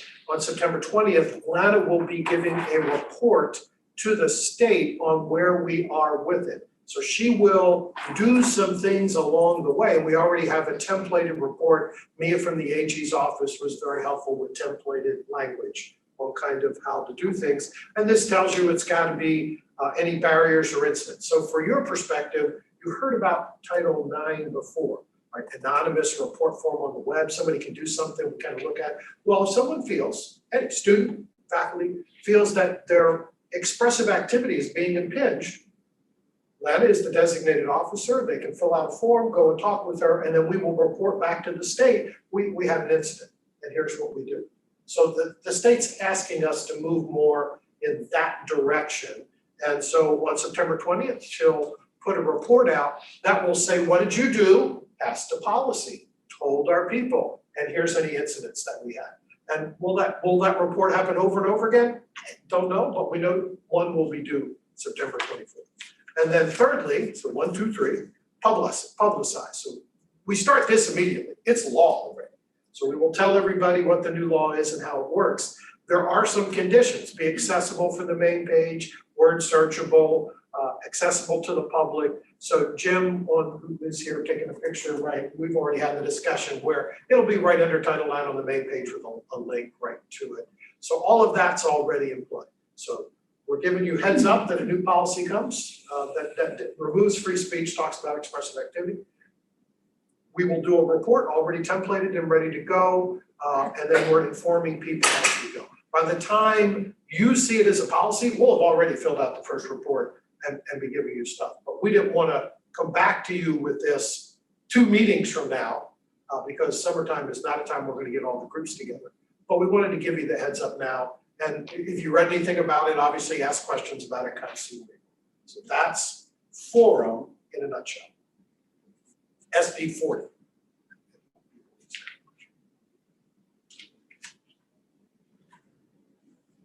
Okay, a couple of policy procedure updates, vacation buyback procedure. This is the last time this will show up as a board discussion item. I wanted to let the board know that I did contact the Attorney General's office to look at our wording. They didn't have any issues with our wording, saying that you had asked me to contact them. For higher education community colleges, the board has the authority to set leave policy. So the section of the code that you were looking at doesn't apply to that. But the AG did have other suggestions to add to our wording. So we'll be doing that and implementing the buyback procedure this year yet. And we want to get that word out soon enough for people to take vacation, because you have to use enough of it to actually be able to sell it back. So that's the update on that. We had the Attorney General get involved, and it was very helpful. Trustee orientation. So one of the things I asked Michael to do with the understanding that we've had a recently appointed trustee. We had 2 that were leaving us, and hopefully we get a third one that gets to stay. But I wanted to formalize the trustee orientation process a little bit. Now, by formalize, I mean I want something that I can pull out of a drawer somewhere and say, when we get a new trustee, these are the things that we should do. So Michael wrote both a policy that would become part of Chapter 1 if we choose to do that, and a procedure that the policy basically directs the president to create a procedure on how we do new trustee orientation. I invite you to read that. I'd like to have a quick conversation on philosophy, and then obviously we're not looking for any sort of vote or anything today, but I would like to hear kind of thoughts on what you would want to see in an orientation, how you want it framed. And then I would ask for someone to work directly with me to kind of take what Michael's done, meet the board's kind of philosophy and vision on it, and then we would bring it back at a later date for further discussion and potentially a voting item. First of all, I read through it, it's not fair, Oh. because I didn't have anything like that.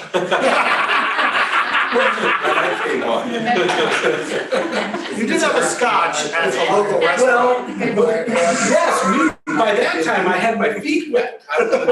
Literally, yeah, your feet wet. Actually, my onboarding process was pretty good because I had folks like Sandy and Paul, they kind of took me under the wing and did some of this stuff anyways. But I love that you're actually working on that, because it is a bit intimidating. If you've never sat on a college board, how in the world do you know what you're supposed to do? So I appreciate the endeavor. And I'm thinking some of the information should be given to candidates before they accept. They Yeah, may not know really. what to get into. Don't tell them. We don't want to scare them away. It's time commitment, you know, because we have one board member that, sorry to say, It is a commitment, isn't it? yes. Yeah, that should be taken. But we've also had other board members who have made the commitment to be a board member, but have only been with us 6 months or less because of that time commitment. I think philosophically, I wrote a policy, as part, Todd said, what do you want to do? And I said, okay, I'll write a policy procedure. Ultimately, it comes out in two ways. You either codify it and say it's there and you do it, or culturally, your board chair says to the new member, this is how we do things here. So you don't have to make a policy, but but it does say the board chair is going to say, speaking on behalf of the board, this is your time commitment and this is how we do things on this board. One of those two has to exist. So you don't have someone who doesn't quite ramp up the way you need. And to me, Todd and I have had this discussion too, and I think Michael was fed into it. I'm not sure this should be a policy. I think it should be more of a procedure. It's much more of a personal impact if the board chair and the president, whoever those two may be 10 years from now when we're using this, that board chair takes the time to say that to that person and say, this is what we believe in, this is what we do, this is how we do it. The president's here, we're both going to talk to you, or if there's a small welcoming group or whatever it is that goes through these things, that is set up and ready to go. It has as much enforcement as a policy, but it's just something that board chair and that executive committee knows needs to be done. And there's a way to do it. There are materials laid out, there's a checklist almost. And these are the things that, and they can be addressed yearly and by, every other year or something to say, is there new things we need to add? But The thing that I like the most about this, and I agree with you on that, Joel, I don't know that you can like hammer somebody into a spot. I think they have to buy in, don't they? It's kind of to Dan's point way earlier in that beautiful dissertation. But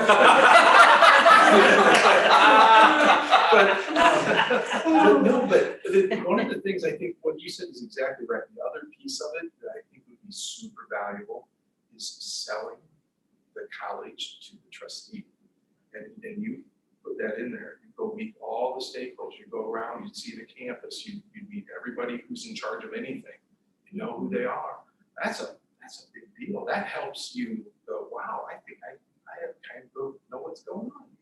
And we could set this up, but if you start putting it as a policy and then we want to add something to it, you've got to bring it back to change the policy, and then I think if the culture changes as much as we're looking for the culture to be changing, the board is changing its culture as well, to be able to add something quickly to it. Oh, why don't we do that? Yeah, let's do that. And we all, sit around and say, yes.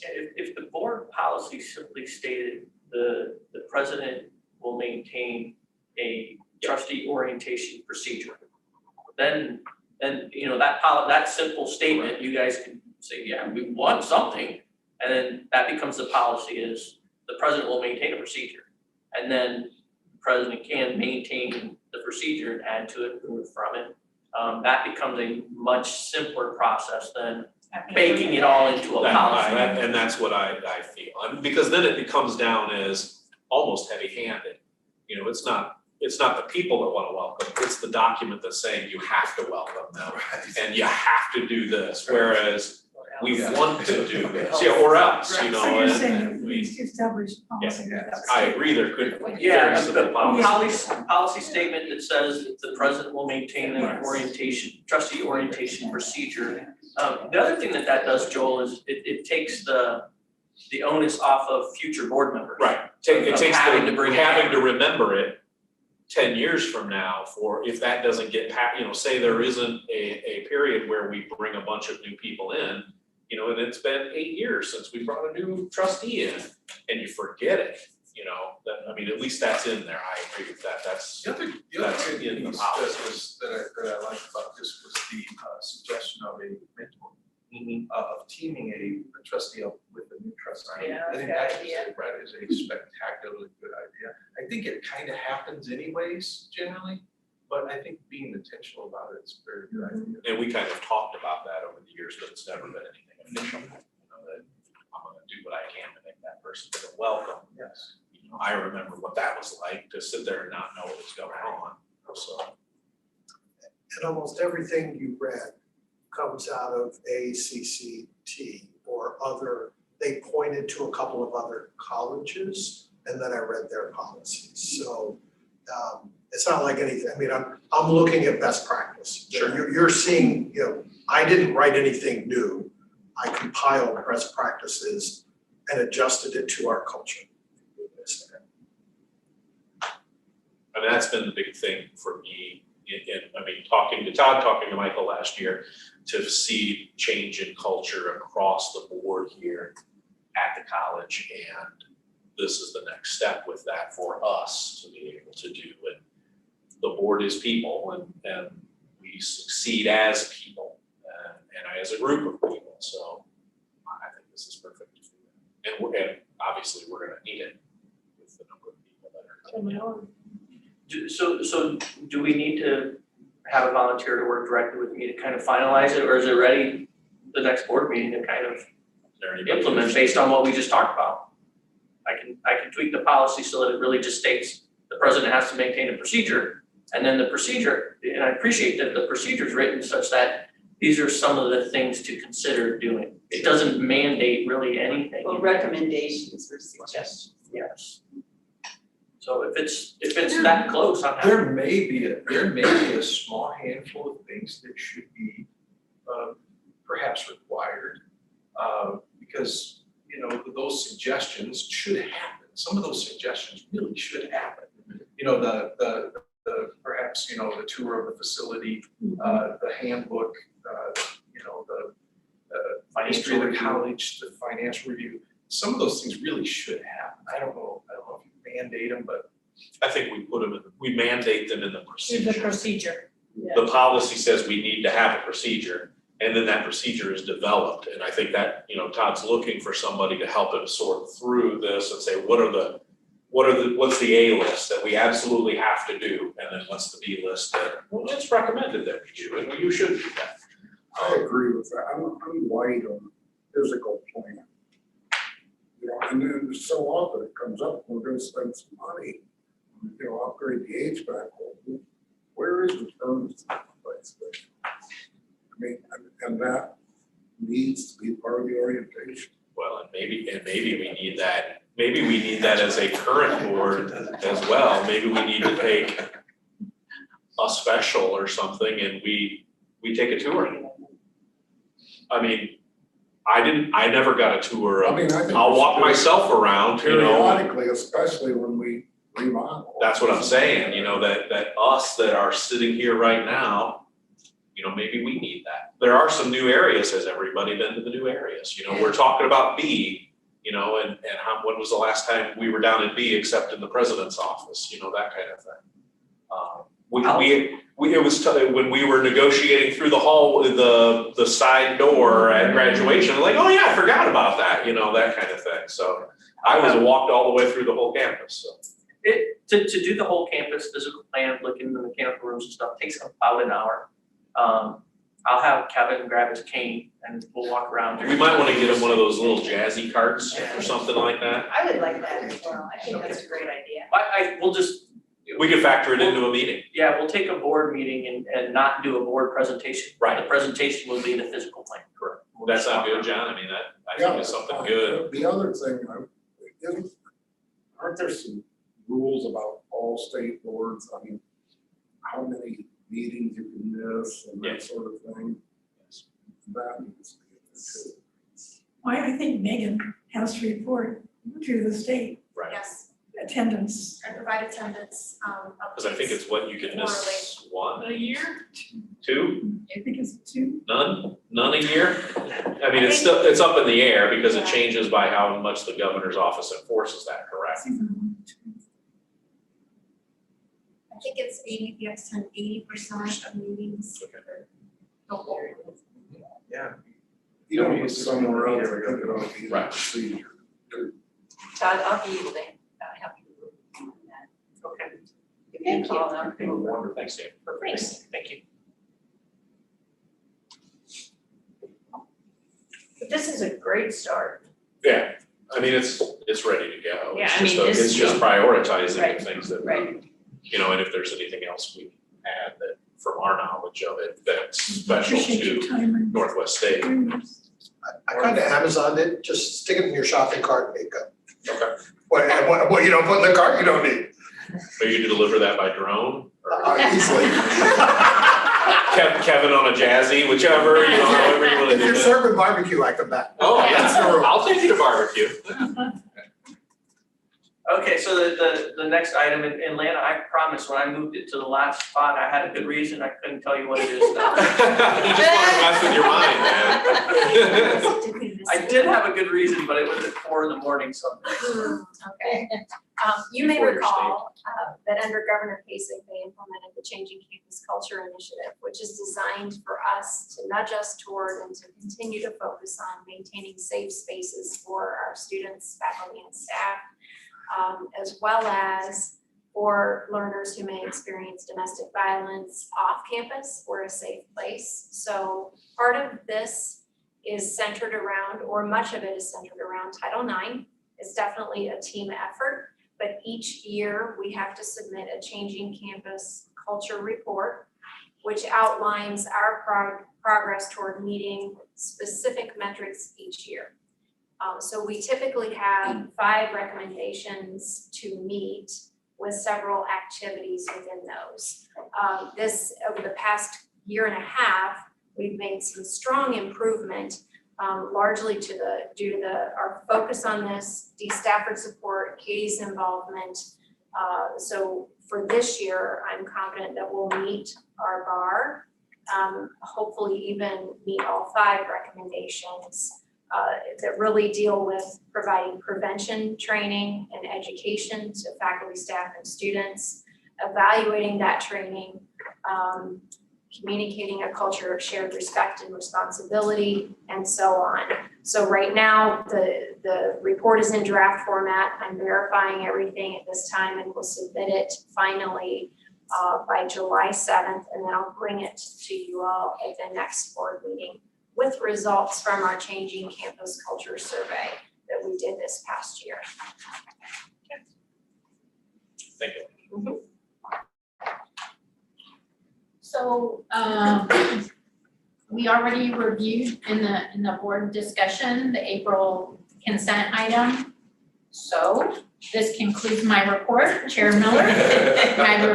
My report requires consent from the board. All right, this financial report is a consent item, and we would need a motion to accept.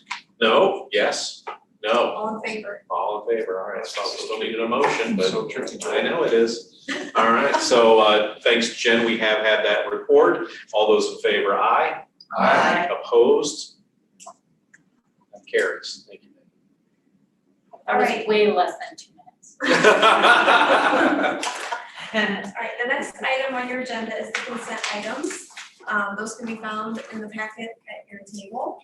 And they include the minutes of the April 30th, 2020 board meeting, the minutes from the June 9th, 2021 special meeting, 2 resignations, a renewal of probationary faculty and non-teaching faculty contracts, employment of a full-time success coach, employment of an executive vice president, miscellaneous employment contracts, which includes a few part-time instructors, and acceptance of gifts to the college. Chair Miller, these are the consent items, and they require an all in favor.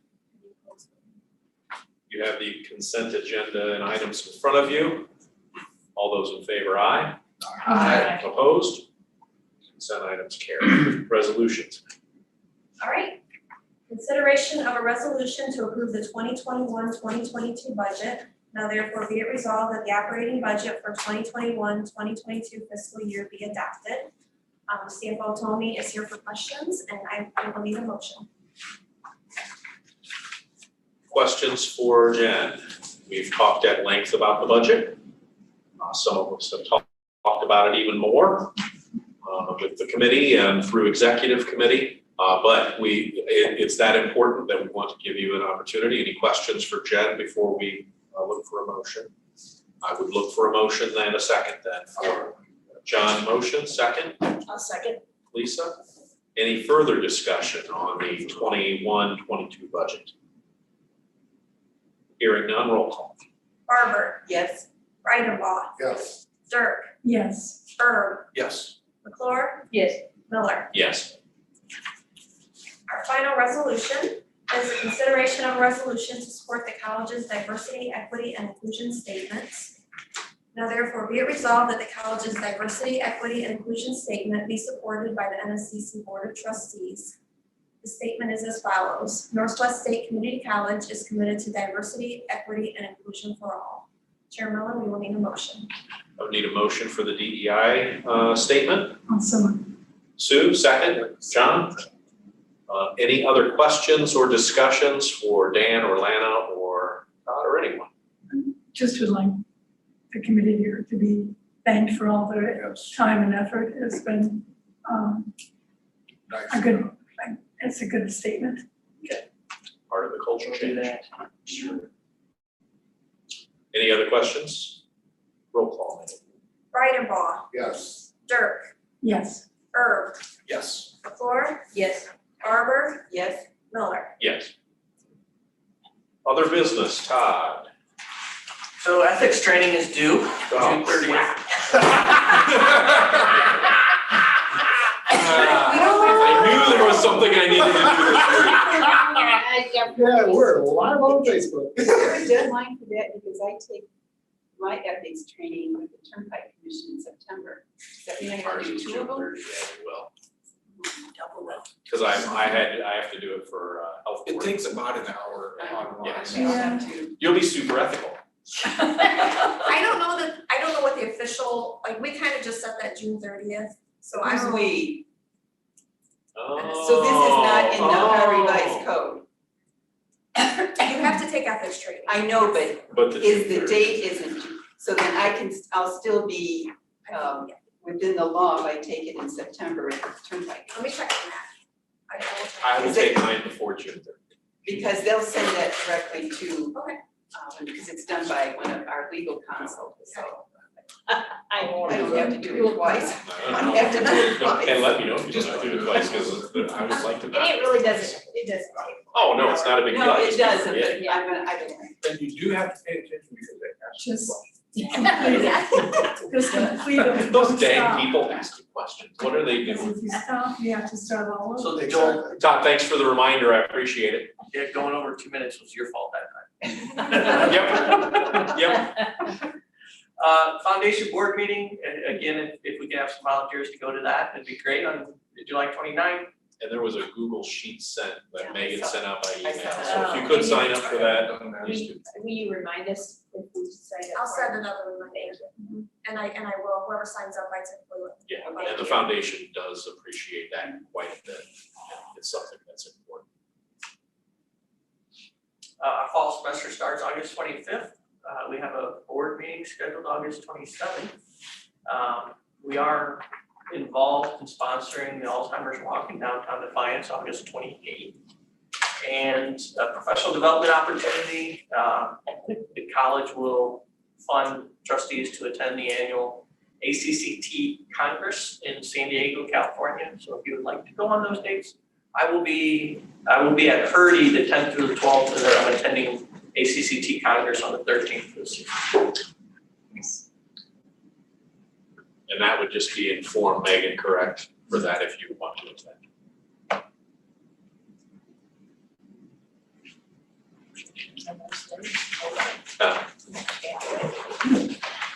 In case there's any broken pieces. Anything else for other business? Well, started the tradition. I would like to, before I slam the hammer down, thank Sue Dirk for her many years of great service.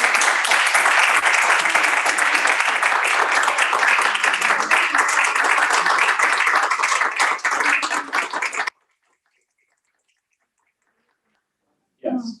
Sue was special to me when I came on. We talked about that mentorship. Sue helped me out with a lot of things. when I first sat down, so if anything is bad about me, you can blame Sue. I taught you how to do the gavel. Yes, you know, that was Paul. That was Paul. But Sue, thank you very much for all of your years. How much that has mean to the campus and to the college is unmeasurable. So thank you I very can't much. believe where the years have gone. 12? We will miss you. How many years? 25. 25? Geez, okay, yes. Thank you. Wish you I'm well, like you Sue. remember my first meeting like it was just today. And here it is, my last. Yes. Thank you for the beautiful flowers. You're invited back Perfect colors. whenever you like. Okay. Yeah. Take me up on it. She doesn't miss it that We'll much. get you lunch. We'll That's get not you a lunch. discussion. We'll get you a nice comfy chair. You can hang out with us all you want. Thank you. Yes, No, thank you. Anything else for the good of the cause?